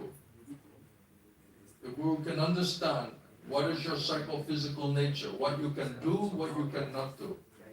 And he finds some way, some means how to engage you according to your nature, so that you can make that as an offering to Krishna, to the Guru. So bona fide spiritual master knows what can be executed by a particular disciple. Prabhupada says, the Guru may say, okay, you're fit to work in the deity department. You're fit to work in the kitchen. You're fit to distribute books. You're fit to be preacher. So that's a specific instruction. So Prabhupada says the bona fide Guru knows psychophysical nature of the disciple and engages them and instructs them specifically. And the disciple also, he should take a particular instruction from the Guru. And you should try to execute it. Then he is successful. This is the success. So sometimes different devotees, they will go to Srila Govinda Swami, they're disciples of Srila Prabhupada, and they would lament that they never got chance to ask Srila Prabhupada, what is my specific seva, service? So they could, if you don't have that, how do you make it your life and your soul? Then how do you have the secret of success? So sometimes they would ask Maharaj, I didn't hear. And I remember one pastime, my godbrother, he was secretary. So one Prabhupada disciple came and he told the Maharaj, Srila Govinda Maharaj, I never received any specific instruction from Srila Prabhupada. I never asked him. And Srila Govinda Maharaj, he also said, if you didn't ask, that means you're not a serious person. But in this case, he didn't say like that. He understood his lament. He realizing he needs instruction. He doesn't know what Prabhupada wants him to do. So Srila Govinda Maharaj told him, okay, you pray to Prabhupada, and I'll pray to Prabhupada. And then you come back in 2 weeks, and then I'll tell you what Prabhupada wants you to do. And then immediately, then Maharaj just started telling him. First he was going like, I'll just tell later, and then immediately Prabhupada just manifesting there and just directly telling him. And afterward that Prabhu, he said, definitely Srila Prabhupada was just, I felt my spiritual master just directly speaking through Maharaj. That's pure by a medium. So then he could understand what Prabhupada wants him to do. Then he became so happy because now he got his instruction, specific instruction from Prabhupada to make it your life and your soul. Then he became very, very peaceful, and hopefully he's following her. That would be for his advantage. Prabhupada said, then you will be successful. That is the success. So my Gurudev said that if you do not ask the Guru, what does Krishna specifically want me to do, that means you're not a serious person. That means you don't want to know what Krishna wants you to do. The Guru not telling you anything. I remember one time when Maharaj was going for preaching in the West. No, I think, yeah, he was going for preaching, and then different Western devotees, they were going back to their country. And then one devotee from France, we went to see Maharaj to get like some instruction. Then when he came out, we were all asking like, what does Krishna tell you through Gurudev? And then the devotee was just so happy, and he said, Maharaj told me every day I should read one shloka from the Bhagavad Gita. And he was so happy. And it was like exactly what Guru Krishna understood. If he can just do that one thing, that would be very good for him. Is it? So Krishna and Guru, they know, and they give that instruction according to what can be done. Bonafide spiritual master knows what can be practically executed by a particular disciple.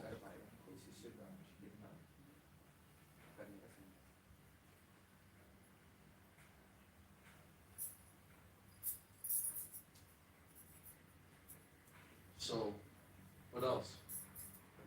Is it making sense? More sense to you? Otherwise, who's controlling you? Who's giving shelter and protection to you? Krishna instruction in Guru Krishna Samsa. Then you're just basically no shelter protection, then Maya will just completely take charge. Because it's either Krishna Samsa or Maya. So my Gurudev used to say, if you just leave I remember a couple of times Maharaj said, you see, if you walk outside of this gate, of this Guru Krishna Samsa, and you think you want to just act independently, as soon as you walk out of that gate, Maya will grab you by your shoulder and immediately capture you.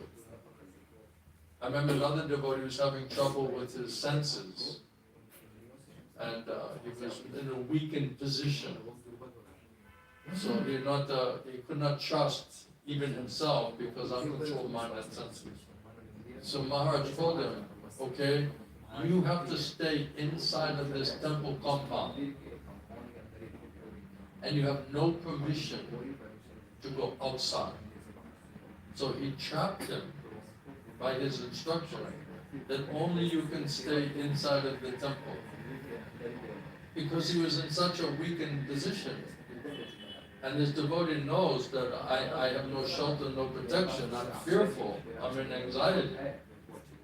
So the Maharaj said, then when you have to go outside, you have to do seva, you need to get something, then you just get permission. So now, other people said, this seems too much. But the Guru knows he's trying to protect you. He's trying to protect you from Maya. He's trying to protect you from uncontrolled mind and senses. Because he knows how dangerous that situation is. You see? So when your father was chanting and dancing and happy like a young boy, if I could have just protected him and just keep feeding his soul, then only he would have got better. He would have got more and more enlivened, more ecstatic. But because I couldn't do that, because of the situation, then immediately you do asatsanga and hear criticism. Now you're on a bodily platform, now you're fearful, right? Then your faith, your experience, your shraddha, everything is lost. The Guru is doing for our protection, for our benefit. So we should not misunderstand it. Because the faith is so difficult to build it up, but it's very easy to lose it, to destroy it. Just a few moments of asatsanga, you can lose everything. You see, so the Guru is spending gallons of spiritual blood to try to pick you up, making so much effort, taking a big responsibility there. My Guru said you're like in a well, you're drowning in the well. And the Guru, he hands down the rope, and he just says, just grab the rope, hang on tightly, and I'll just pull you out. I'll get you out of that situation. But you have to hold on. So the Guru, Gurudev used to say, the spiritual master, he's spending gallons and gallons of spiritual blood, how to pull you out of that condition. But then because we're foolish, and we're not holding the rope tightly, instructions of the Guru, then we become lax, and then back down again, you're drowning in a drowning situation. Back into the material ocean. You have to grab it, hang on, and just somehow or other make it your life and your soul. There's no other priority spiritually. And everyone will challenge it. Everybody will doubt it, everyone will criticize it, everyone will, but if you listen to all of that, and then you become weakened, you become lax, and hanging on, then finished, and you're back into the material whirlpool. Again, no shelter, no protection. So it's a very dangerous situation. So just like a gardener, when you're growing some plant, right, you have to protect it. You want to put some tree there, some cow may come, someone may try to eat something, or they just knock it over, some buffalo or something, right? So you have to put some fence there, because it's not strong enough yet. Once it's strong, then it's not threatened. So if you have a nice association, it's like a fence. So if you're in Guru Krishna Samsara, it's like a fence that's protecting and nourishing this Bhakti Lata beach. So we want to try to qualify ourselves, purify ourselves, develop faith, try to strengthen our faith and protect our faith. And it's a very dangerous world. There's danger at every single step. And there's so much opposition. There's so many different impediments, obstacles, inside and also outside. The stupid mind is there, material desires, material attachments, still attracted to Maya. Right? So this is, from a spiritual point of view, it's a very dangerous situation. So we have to be smart enough. Prabhupada said some of the problem is, especially for Westerners, is that you're not fearing Maya. So we're being negligent, we're underestimating. Like a child playing with a knife, because it's a shiny. But you make one mistake, you can cut your head off. So this is a situation, it's really life and death. But we don't realize that. But if you can understand it from a spiritual point of view, otherwise we don't protect ourselves, then it's like a spiritual suicide. So if you go and associate to asatsanga, materialistic people or offensive people or people who have no faith, and then they start opposing your execution of your bhakti and your devotional service, and questioning you and questioning your guru and instructions and devotees, then you're finished. Spiritually, you're just finished. So if that's an option for you, then go and get your lesson. But if you're smart enough, then you realize, okay, that's dangerous. I'll be finished spiritually if I associate with this type of materialistic people. So then you have to make a decision. What do you want? You want to try to save your soul, protect your soul and your faith, and cultivate your spiritual desire? Or are we just trying to please everybody else, trying to make everyone else happy, instead of Krishna, instead of Guru? Then you become like a killer of your own soul. So you'll never please them materially anyway, and now also you're failing spiritually. So what benefit do you get? Then you lose out spiritually and you lose out materially. Then you're useless to yourself. What is your contribution to your so-called family? What contribution are you going to give them? If you're weak, you're bewildered, uncontrolled mind and senses, foolish, weakened position, you cannot provide any stability, any strength, any real benefit, spiritually or materially, because you can't even do it for yourself. How are you going to do that for anybody else? So if we really want to help other people, we have to help ourselves first of all. Isn't it? You have a point? Yeah. Hare Krishna Maharaj. I go. I have a question. Like, I have been observing that I am pursuing higher studies. So, like, This is higher studies. materially. This is fourth dimensional studies. Materially. This higher studies to become what? A demon? A materialist? A karmi? That's a higher study? That's a hellish study. Yeah. You want a really higher study? The Lok Vrindavan, right? Yes. Fourth dimension. Yes. So higher studies. What is the higher studies that we become like animals? And develop all bad habits. Right, higher studies. Now I'm a more sophisticated animal. I used to be a simple, nice guy, now I'm a sophisticated animal. Now I've learned how to be more corrupt in a sophisticated way, That's my higher study. Now I'm a more sophisticated criminal. Before I was just stealing apples. Now I'm trying to steal people's money, These guys, They won't know what to do with the man's money, And then what happens, you take everyone's money, right?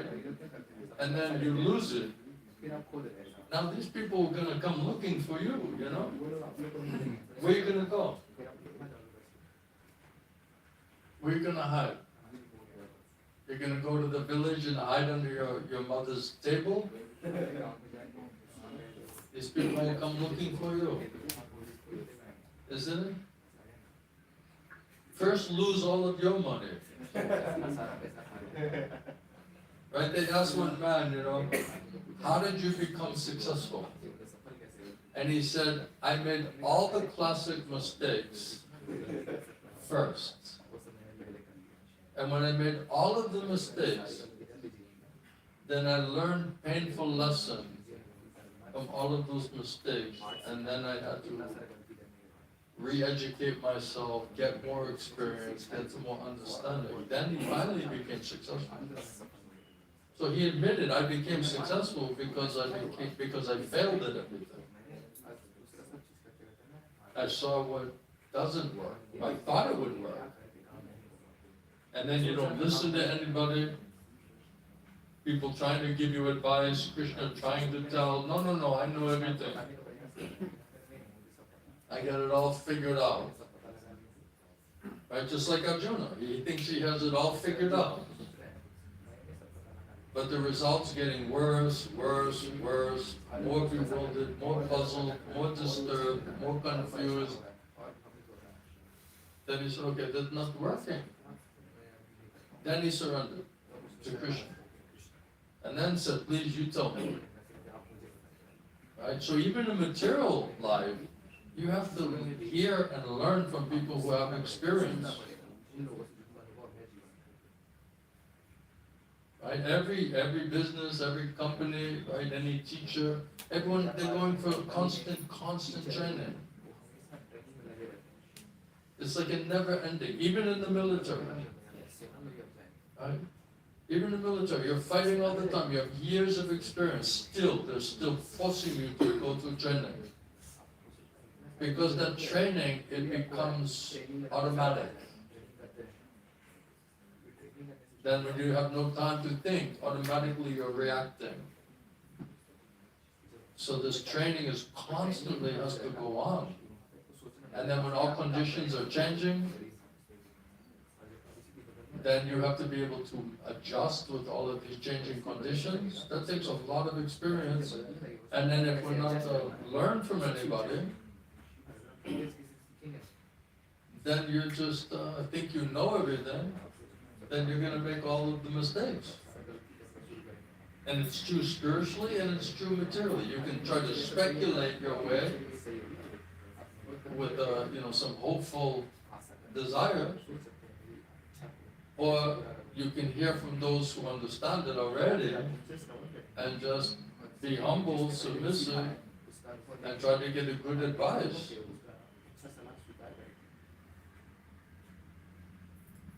I have a funny story to tell you.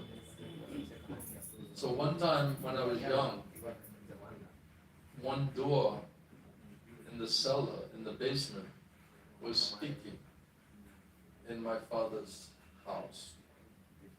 So I was taking the door off of the hinges and I was carrying to the front yard, and then I had some tools how to take off some wood, how to shave it, because it was too fat, right?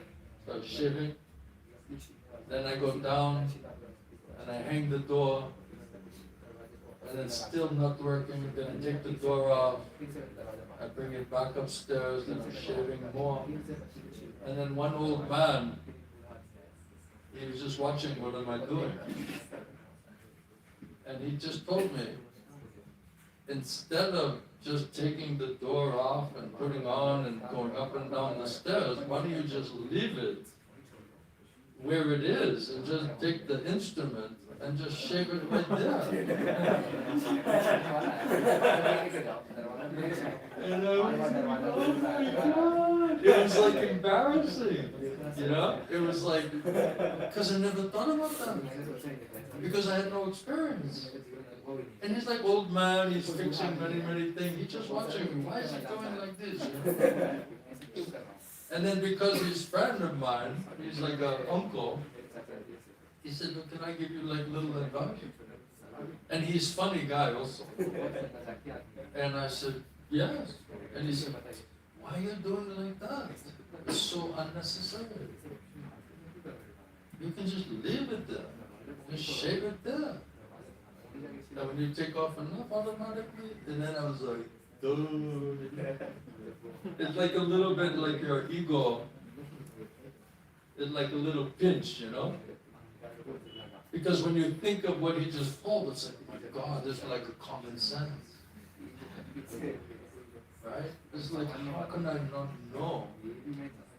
Because I had no experience. So it's just a very small example, but it was a very good teaching. Even to this day, I remember that. Right? So maybe I was like, say like 14 years old. Right? Young. Right? I don't have any experience materially, really. I'm not a mechanical person. So some old person just said, hey, try like this, it's better. So it's true materially, and then it's true also spiritually. Right? Sometimes the kids, they want to be cooks, you know, and then they go and they start throwing everything in the bowl. Right? They don't know this recipe, they don't know how much to put, when to put, what time to put, right? So how is this? I remember my sisters, you know, I had 3 sisters. They're always trying to cook something. And I was like, you know, I had to like eat it, you know. They're like, you have to try this cake or this thing, you know. And I was like, oh, God. I'm like, do I have to? You know, they said, no, this time it's going to be good, you know. And it looked alright, you know, from the outside it looked alright, you know. Then I started eating it, you know. It's horrible. And then I had to act like it wasn't so bad, you know. I was like, you're getting there, you know. I'm trying to like encourage, you know. Like you're making some progress, you know. Then they leave and I'm like, spitting it out. It's like you cannot even eat this thing. But I don't want to make them feel bad. Right? So that means you have to go with the mother, you have to go with the older sister, you have to go with somebody who knows how to cook. Right? Cut some vegetables, watch what are they doing, right? Pick up some skills, some experience. It's true materially as well as spiritually. So whatever you're trying to do, you have to understand what are all the skills required to be successful. And you see, what are these people, what skills are they saying are required to be successful, to cultivate those skills? You have to have a plan. Without all of those skills, without that experience, without failing and learning, then how will you understand it? So it's always better to hear from somebody who already knows. That's why when I read Bhagavad Gita, I said, this is serious. This is not like some, everyone's trying to figure out what is spiritual life, and everyone's just trying to do something, understand something. When I read Bhagavad Gita, I said, okay, this is the real deal. This is absolute truth. Alright, listen, don't get upset with me. I'm going to come back to you. I got on this train of thought, I'm getting old, so if I don't say it, I might forget it, you know what I mean? So be patient with me. I'm not in a rush. Are you in a rush? So then I thought, okay, I saw when I met different spiritual people, I got some benefit for some time. Then I said, oh, if it's like that, then what if I get really topmost guru? Then I don't have to do all of this like this person, that person, this person, that person. Then they tell you something good, something not good, something working, something not working. Because it's not expert. So if I'm going to do it, I want to learn from experts. Who's topmost. Right? So if you want to be anything in life, you have to learn from experts. You have to hear from them. And if they're willing to explain it and train you, and you're willing to make an effort, materially or spiritually, that's the easiest, quickest way to become qualified. So my only thing is, okay, if I'm going to accept it, I need a guru, but I want the best guru. Everyone should think like that. There's nothing wrong to say that I want the best possible guru. I want the most advanced person available.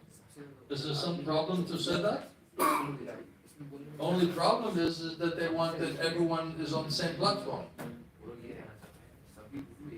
So there's no distinction. Everyone's the same. But it's not true. Because everyone has a different level of consciousness, everyone has a different level of experience, everyone has heard differently, depending on who they learn from. Everyone has a different level of experience. So many factors are there. But the principle is we should always desire the most advanced possible expert person in any field. Because with their association and hearing and learning from them, you have the best possible chance of being successful. Isn't it? So what's your point? I'm sorry. So, like, what study I'm doing, like, I've realized that... higher studies. So, like, I realized that... I feel bad because everyone's programmed. You're programmed for higher studies. Right? You have to be an engineer. You have to be a doctor. Like somehow or other, you get education, you get a job, you get a post, then everything is possible for you. Right? So it's like a one-pointed attention. But then you go for the job, and there's 10,000 people going for that same job, right? Especially in India, right? And then one time when we bought a car from one man, I asked him, and he was telling, he said, we work like 16 hours a day, 6 days a week. And I asked him, how much money are you making? And he told me, and it was like nothing. It was like so small money. And I was saying, they're making you work like that? For that amount of money? 6 days a week?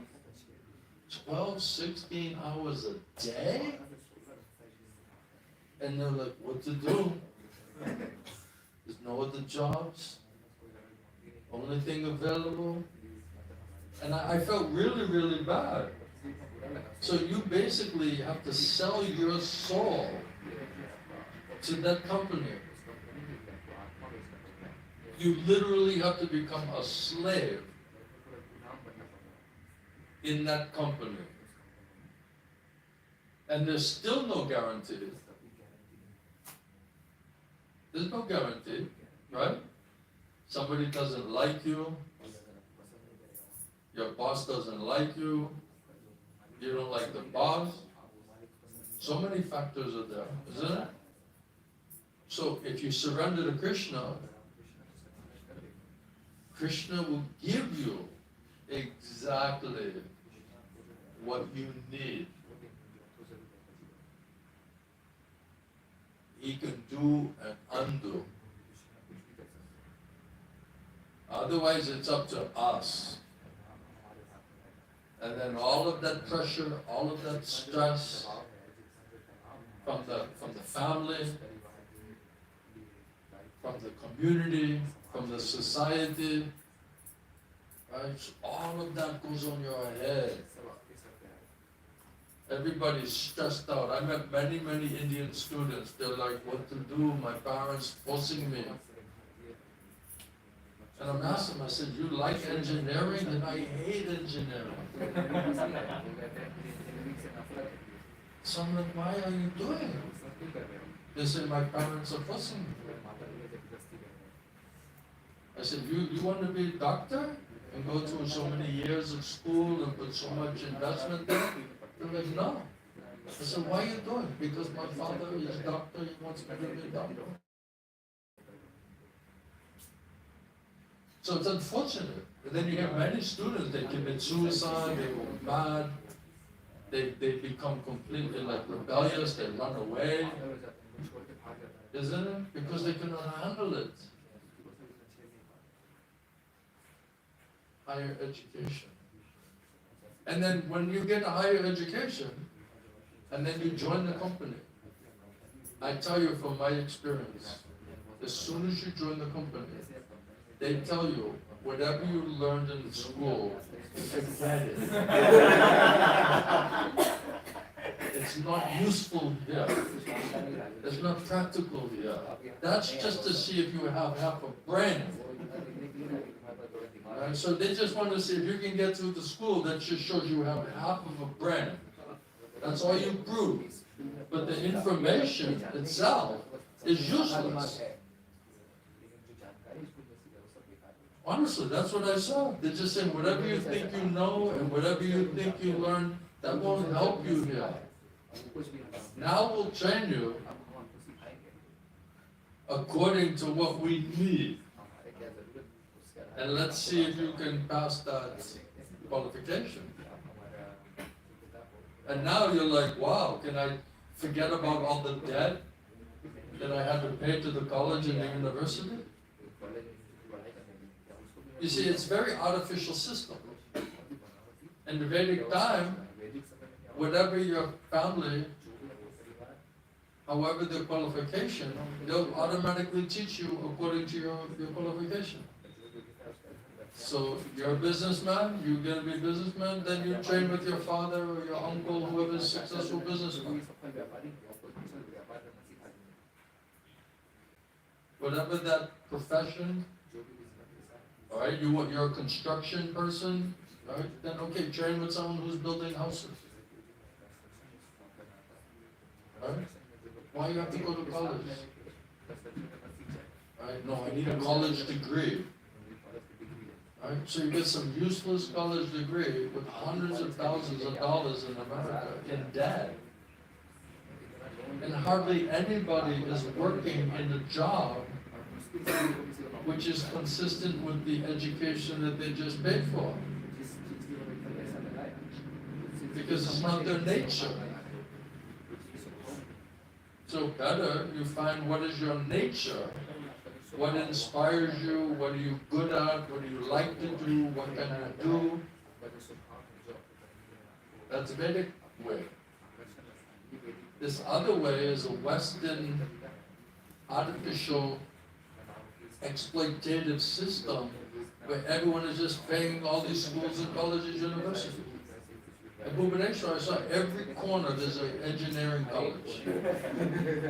Literally, like every single corner, engineering. And at that time, many people were going to the West for engineering, right? Computer engineering. And then other people said, why we have to bring them there? Right? At that time you had to, now you don't, you can do remotely. So we'll make you stay in India and we'll pay you Indian wages.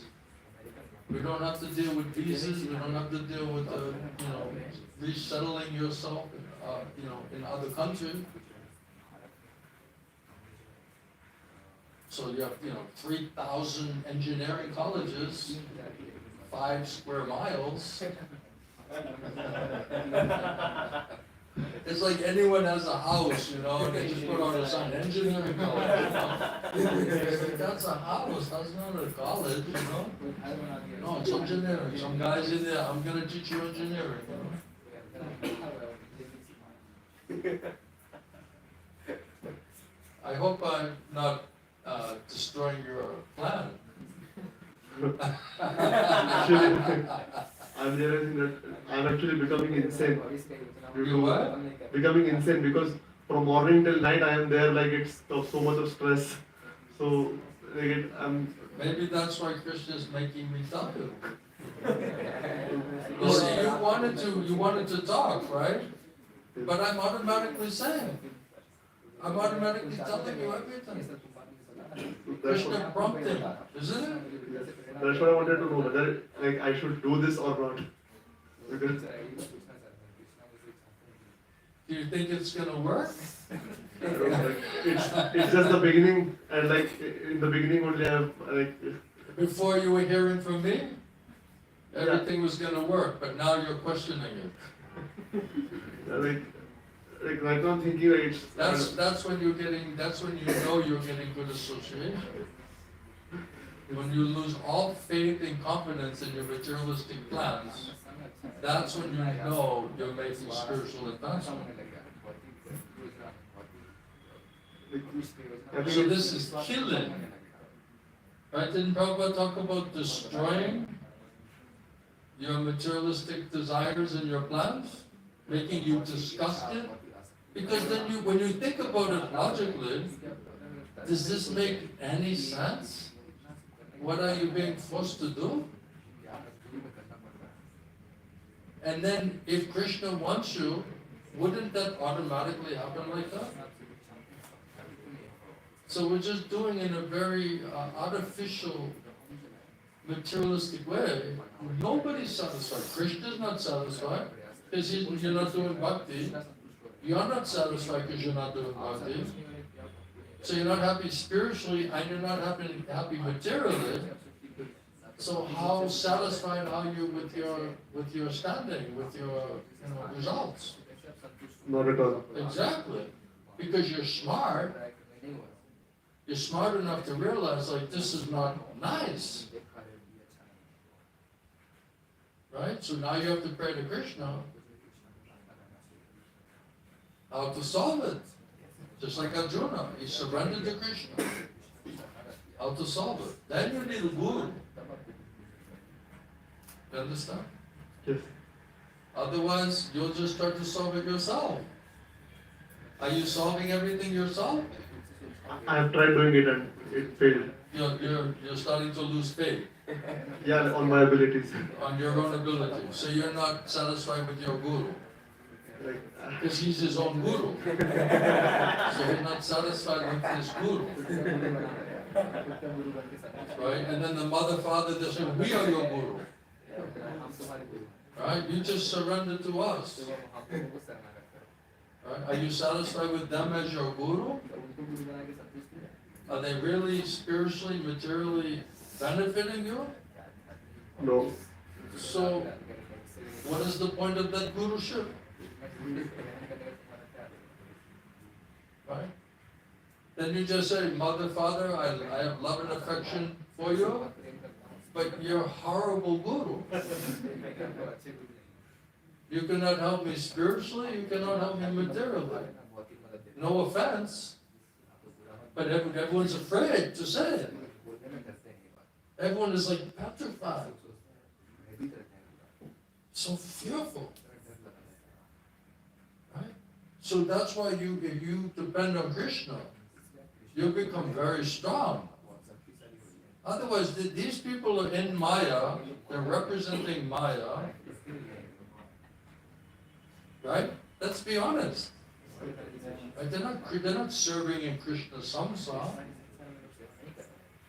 Right? That means they're in Maya samsara. So you're going to let people in Maya samsara control you and tell you what you need to do spiritually? That would be insane. If you're interested in spiritual life, let's be honest. So you have to be strong. But so, like sometimes parents they emotionally try to. Then this emotionalism is all cowardice. They said that you are our only child who will take care of us in the future, and they say like emotionally they try to. So how to encounter that? Wait till they start crying. When they start crying, oh, that's a big test. Mother, father crying. I've heard stories when I'm preaching in India, mother, father rolling on the streets in front of the house. I'm having a heart attack. Right? They're faking like heart attacks. They should get like some like in the movies, like some Oscar or some, some famous award for their drama. Right? Another one they'll say, "I'll kill myself." That's another one. Whoa. When they start crying and rolling on the ground and saying they're having a heart attack, or they're saying, I'll take poison, I'll kill myself. For Indian boys, girls, this is very, very big test for you. Big, big test. In West, families like, how long you're going to stay in the house?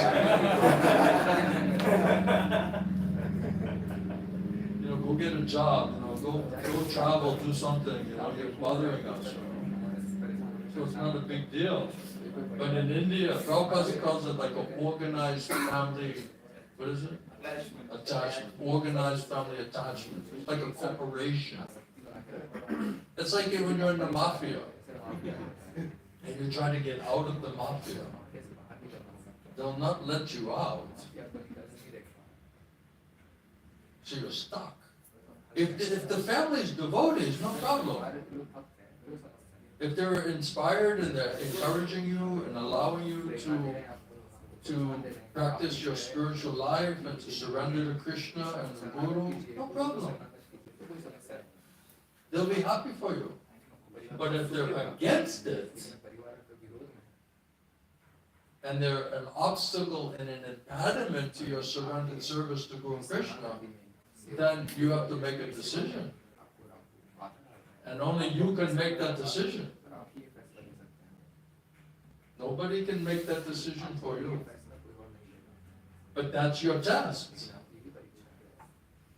That's why without hearing from Guru, how you get strong. You see? So maybe you can fight today. But if you keep hearing, maybe you'll fight tomorrow. Or next week, or next year. You understand? And then once you're getting stronger, then if your family is not devotee, they'll say, I don't think you should listen to this Maharaj. He's a troublemaker, He's disturbing our house. And then they'll be trying to kick out the Guru out of your house. I remember one time I was preaching in one devotee house. And then after Prashad, I went to wash my hands. And I got locked in the bathroom. And I couldn't get out, I like pounding on the door, And then the husband, the father, he didn't want me in that house. But the whole rest of the family, they wanted it, they wanted to hear from him. So Krishna made me lock in his house. And nobody could open the door. Finally they had to kick open the door, So there's like a big disturbance in their house. I'm like a big disturbance, He told me, you're like this, this, when they're trying to knock down the building, they have this truck and has a big iron ball, and it's like swinging. He said, you're like this, you're just like crashing this ball into our house, I took that as a compliment. That means I'm making some progress, isn't it? Otherwise, we're just in the Maya, just enjoying bodily concept of life, trapped in Maya, serving in Maya. Right? No food for the soul. You're dead. You're dying. Guru Krishna trying to pull you out of that situation. But you understand that. Well, you take advantage of it. So if you associate with the Guru, you get the Guru Bala. You get strong. The Guru means heavy, strong. Right? He can fight against anybody. If you associate with someone like that, you're going to become strong, isn't it? And I know MMA also. I'm too stupid. I'm too old. But my Gurudev told me, he said, you're like a Kshatriya. Because a Kshatriya, they like to fight. And he said, Murali, and you like to fight. So he knows my nature. But when you try to establish the truth in the world of untruth, when everybody's against you, you better have a fighting attitude. Otherwise you feel like, oh, you cannot fight. Everything will bother you, everything will weaken you, you'll hesitate. Right? Okay, if you die in the course, so what? So what? Are you ready to die? Ooh. You're like a big guy, man. You're like a little girl, man. You're just like, you're like so fearful, you know? We're going to send you to Russia with these Russian multitudes, you know? Then you become really strong, you know? We're just going to send you for some training, you know? I feel, I understand your situation, and I understand this is really an Indian cultural obstacle. And because we're so attached, and we're so fearful to make some offense and to disturb them and make them upset with you, so it's just, we're compromising. That's the problem. One day you'll get to the point, I cannot compromise anymore. Then you'll be determined, I'll not compromise. If you like me, then we can have a relationship. If you don't like me, that's your problem. It's not my problem. Alright? So you have to just keep chanting, praying, coming, hearing. Then you'll get strong. Because otherwise we're living our life controlled by fear. And when you're always fearful and always in anxiety, it's so hellish a situation. Because the heart is the beating 100 miles an hour. Right? Everything is like you're dropping things, you're like so fearful. Right? We're not meant to be like in a state of fear and anxiety. We're meant to be peaceful. If we get shelter from Guru and Krishna, only then can you be peaceful. Even in the middle of tremendous opposition and obstacles, you'll still be peaceful. You'll still be happy. You'll still be determined. If you get the mercy of Guru and Krishna. Alright? I want you to be strong. Sometimes I feel bad because the Indian boys are like girls, they're very nice, they're sweet, and they have some nice qualities. Sometimes I feel too rough, you know. I feel like I'm too, like, I don't know how to explain it. I'm worse than you. So how I can say? But from spiritual point of view, I know, because I heard from such a guru, what is the truth. And when you take a risk to please Guru and Krishna, you get recognized by them. That's the real way to get the mercy. We want easygoing life. We don't want to disturb anybody. We want to please everybody. We don't want to take a risk. Right? That's a material life. Right? And then the government says, don't take any risks. We'll protect you. We'll make you safe. Right? But you have to take a big risk. In anything. You want to be successful, you ask anyone who's successful, materially or spiritually, and they're ready to take huge risk.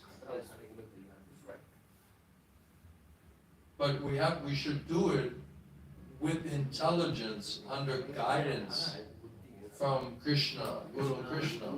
Then that's a smart, risk-taking calculation. If you just take a risk foolishly, don't know what is what, you're going to get burned. You're going to get hurt.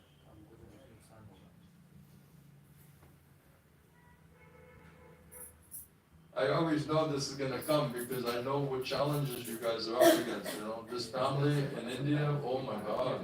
And even in Russia, like many of the families, if they grew up a little bit poor, they had a small flat, a small right, then they're telling me, yes, we all lived in one room. I said, really? I can't understand it. Yes, mother was in this part of the room, and father was there, and I was there, and brother, sister was there, one room. And then the grandmother's there. So that environment, you're going to become very attached to these people. Isn't it?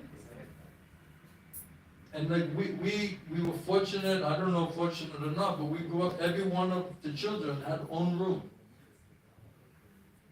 So I had 5 children, brother and sister, everyone has own room. Own car, own room. Own bank balance, own schedule, everyone coming and going out of that house. You know? So, everyone has a different experience. For me, living in front of everybody, with everybody, for me that's austerity. Because I was always completely private, independent person. I just move and do whatever I want to do. Now I'm under constant microscope. Right? Everyone's staring at me, measuring me, judging me, criticizing me. For me, this is like so difficult to tolerate. Because it's so contrary to my nature and how I was raised. To me, this is my surrender.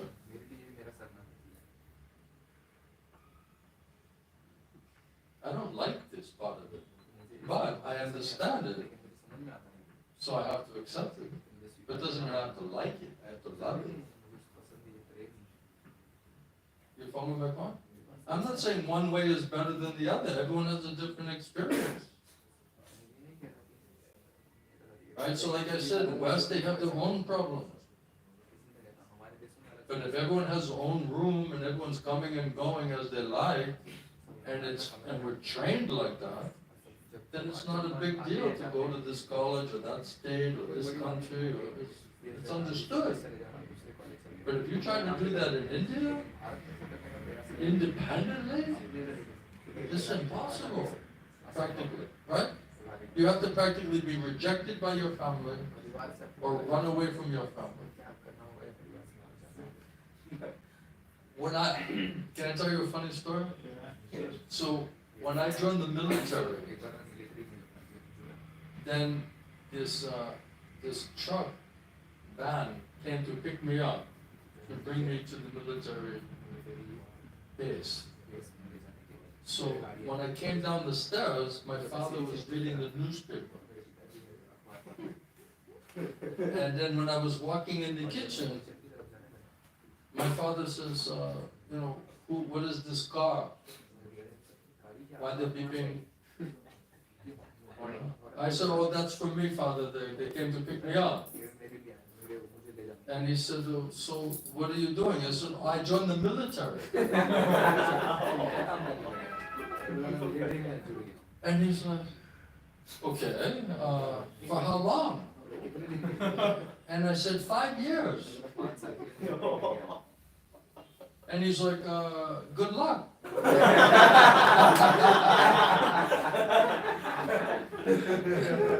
And then I just walked out of the house and I got in the van. And they just took me to the military base. I didn't even discuss anything with my father. Yeah, he's asking, where are you going? He said, oh, military, I'll be back in 5 years. If I survive it, I'll be back in 5 years. And my father's like, all right. And then he puts his glasses on, he's reading the rest of the paper.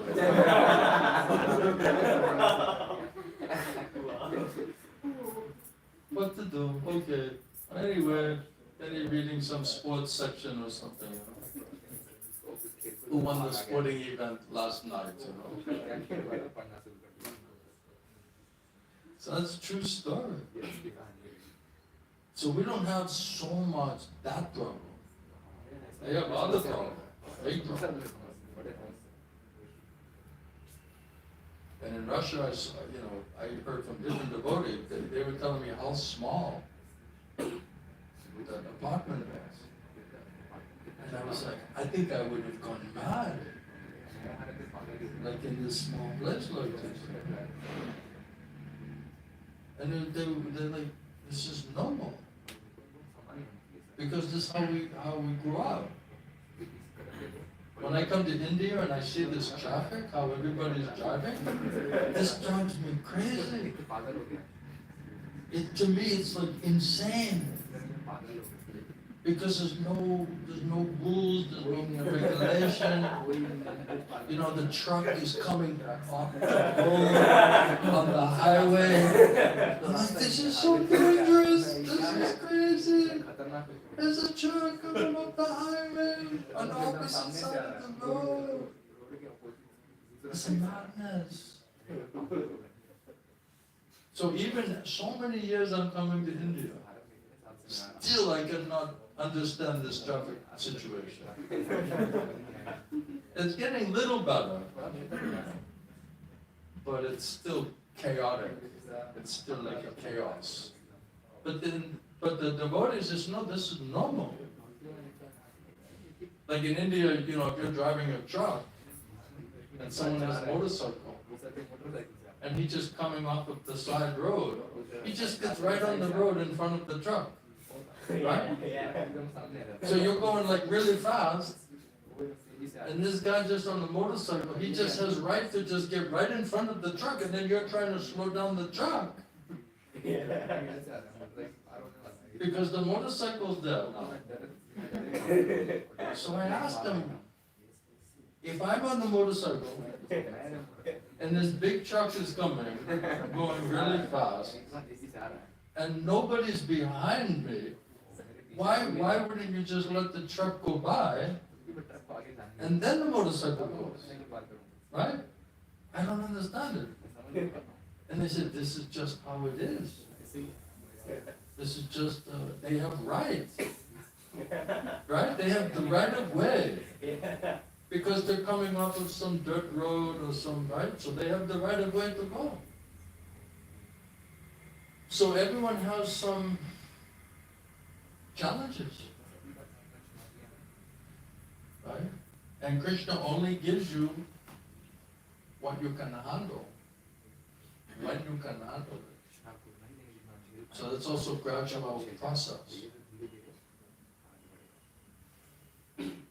When I asked Gurudev where should I go, he said Bhubaneswar. Okay, I'm going to Bhubaneswar.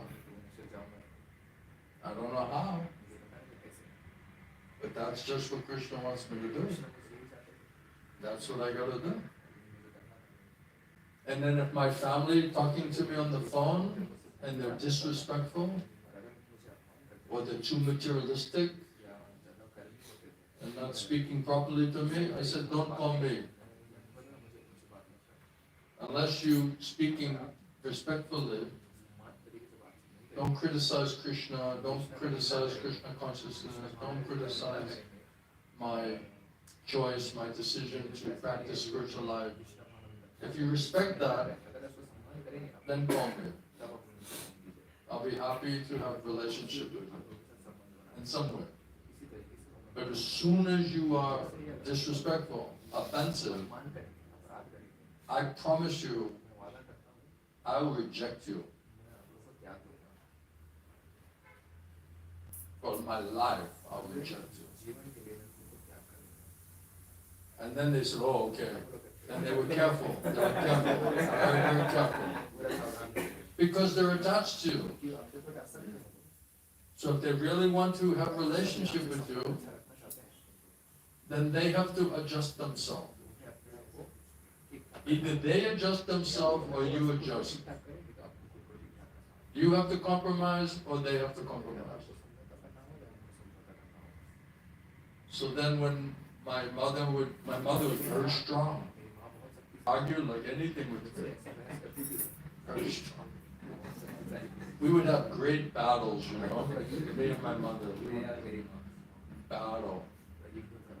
But then when she would get not right consciousness, I just hang up the phone and I'm not called her. Then after some time, I'm not calling her. Then all of a sudden, she's calling, she's humble. She said, please excuse me. I'm not behaved properly, I'm not speaking properly. Please forgive me. Okay, mother, no problem. Like this. Because otherwise, how you'll help them? How you'll change them? So they'll either change you or you have to change them. Otherwise, how's it going to work? Somebody's going to change. Somebody's going to compromise. So how much are you willing to compromise? That's the question. Is this helping you? Does this make you stronger? Money? Stronger? We should always be respectful as much as possible and not say anything like in a bad way, because that's also not right. But we have to be strong, we have to be determined, and we have to be based on the truth. So you have right to say, and you can say it respectfully, but you can say it clearly. And then it's up to them to adjust themselves or not. If they love you enough, if they want to have a relationship with you enough, they'll adjust. If they don't adjust, that's their choice. That's my understanding. I want to have a relationship with everybody. I want to help everybody. Why not help your family? Right? Of course, it's natural. You have love and affection for your family. You want to help them. But some will take it, some will not take it. That's their choice. But I'm not going to compromise because you can't handle it. Because you're not... my sister used to say, I want my old brother back. I don't like this new brother. I want my old brother back. I said, but your old brother was miserable. Was not happy. So I don't want that brother back. And she said, but I want that brother back. I said, well, this is hopefully new and improved version.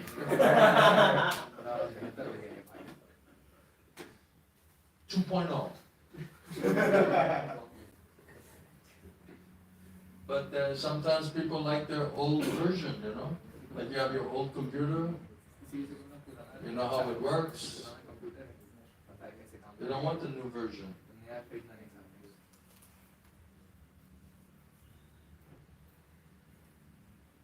So I hope that helps you a little bit. Because otherwise, if you don't pass this thing, you cannot accept any other thing. Because that weakness, just like Arjuna, the weakness, so-called compassion, based on the body, that's forcing him not to surrender.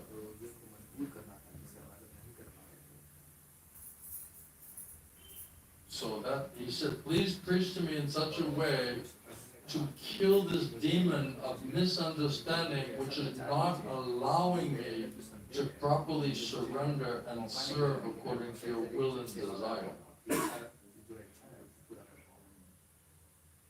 So if it's such an impediment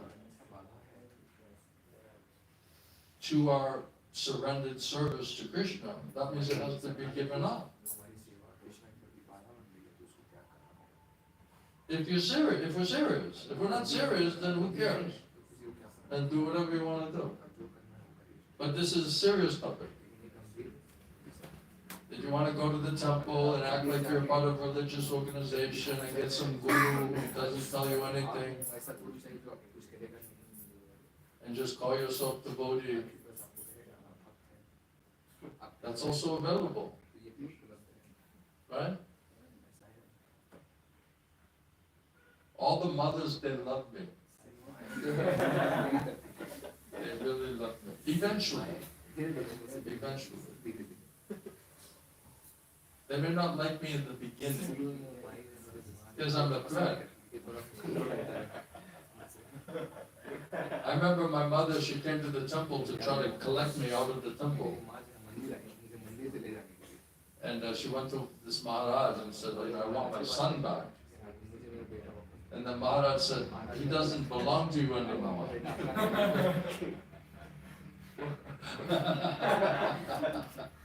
My mother was ready to lose her mind, you know. You tell the mother he doesn't belong to you anymore. You know? Now he belongs to Guru Krishna. You know? So, I mean, you can understand why it's so difficult for them. It's not like we don't understand it. We're not stupid, but it still cannot be an obstacle or an impediment which stops you from surrendering to Krishna. So that's going to be difficult. That's a serious test. But that's your test. And you have to pray to Guru Krishna, please give me strength, please give me intelligence, and give me the willingness to understand what you want from me, and the power and the strength how to execute it. Otherwise, there's no other prayer. What else are you praying for?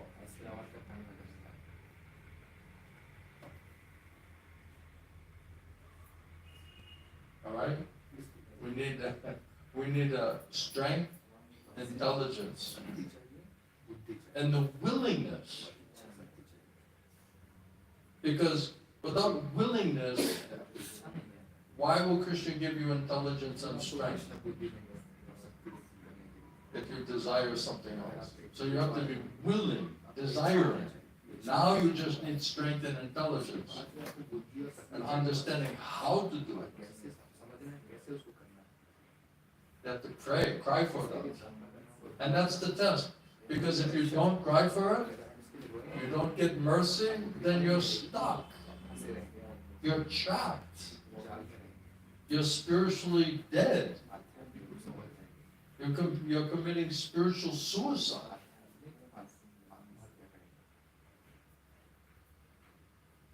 That's why I said this is not, my Gurudev many times he said, this is not child's play. This is for grown-ups. It's not child's play. If you do it in this other way, then it's all just like sentimental. It's very sentimental. That way anybody can do it. But if you want to do really process, really the process, then how many students are like that? Very few. But still, what's the alternative? Tell some other plan? Some other instruction? Just give a function? Oh, everything's alright. You can do whatever you want. That's a function, you can achieve it. You can achieve it. Then you won't survive spiritually or materially. Because if you really want to be devoted, do you think Krishna is going to let you succeed materially? And then you forget about Krishna? He'll never let you be successful. And Krishna says that. This soul came to me, cried before me, said he wants to be my servant, wants to surrender and serve me.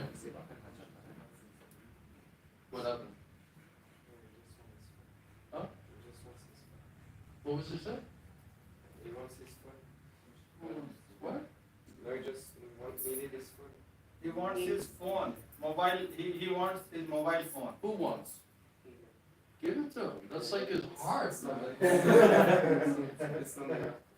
It's not Oh, he wasn't going to take it. That's good. That was not his phone. Whose phone is it? That phone of The other boy. Your phone. Do you want it? No? You alright? You won't have a heart attack? All the phones is showing to him. He's just playing with you. He's just trying to see how attached to your phone are you. He's just coming, pulling, giving, like this.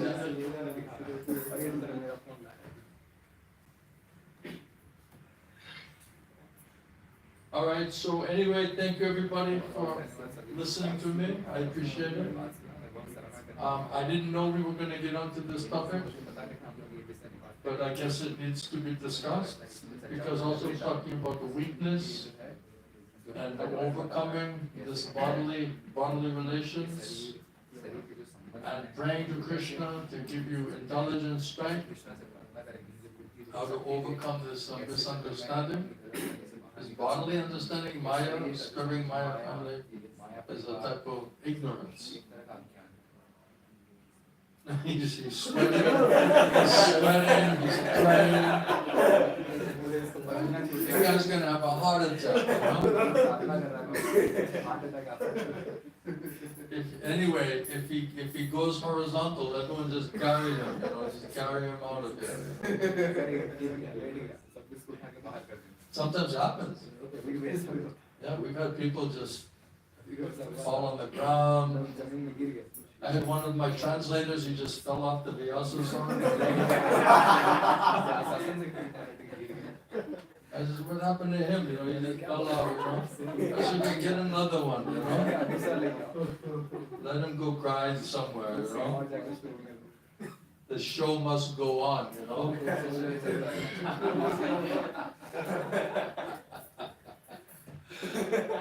Do I look too cruel? Is it bad? No problem. Hare Krishna. Thank you, everyone. Jai Shri Guru Srila Prabhupada, Srila Guru Govinda Swami.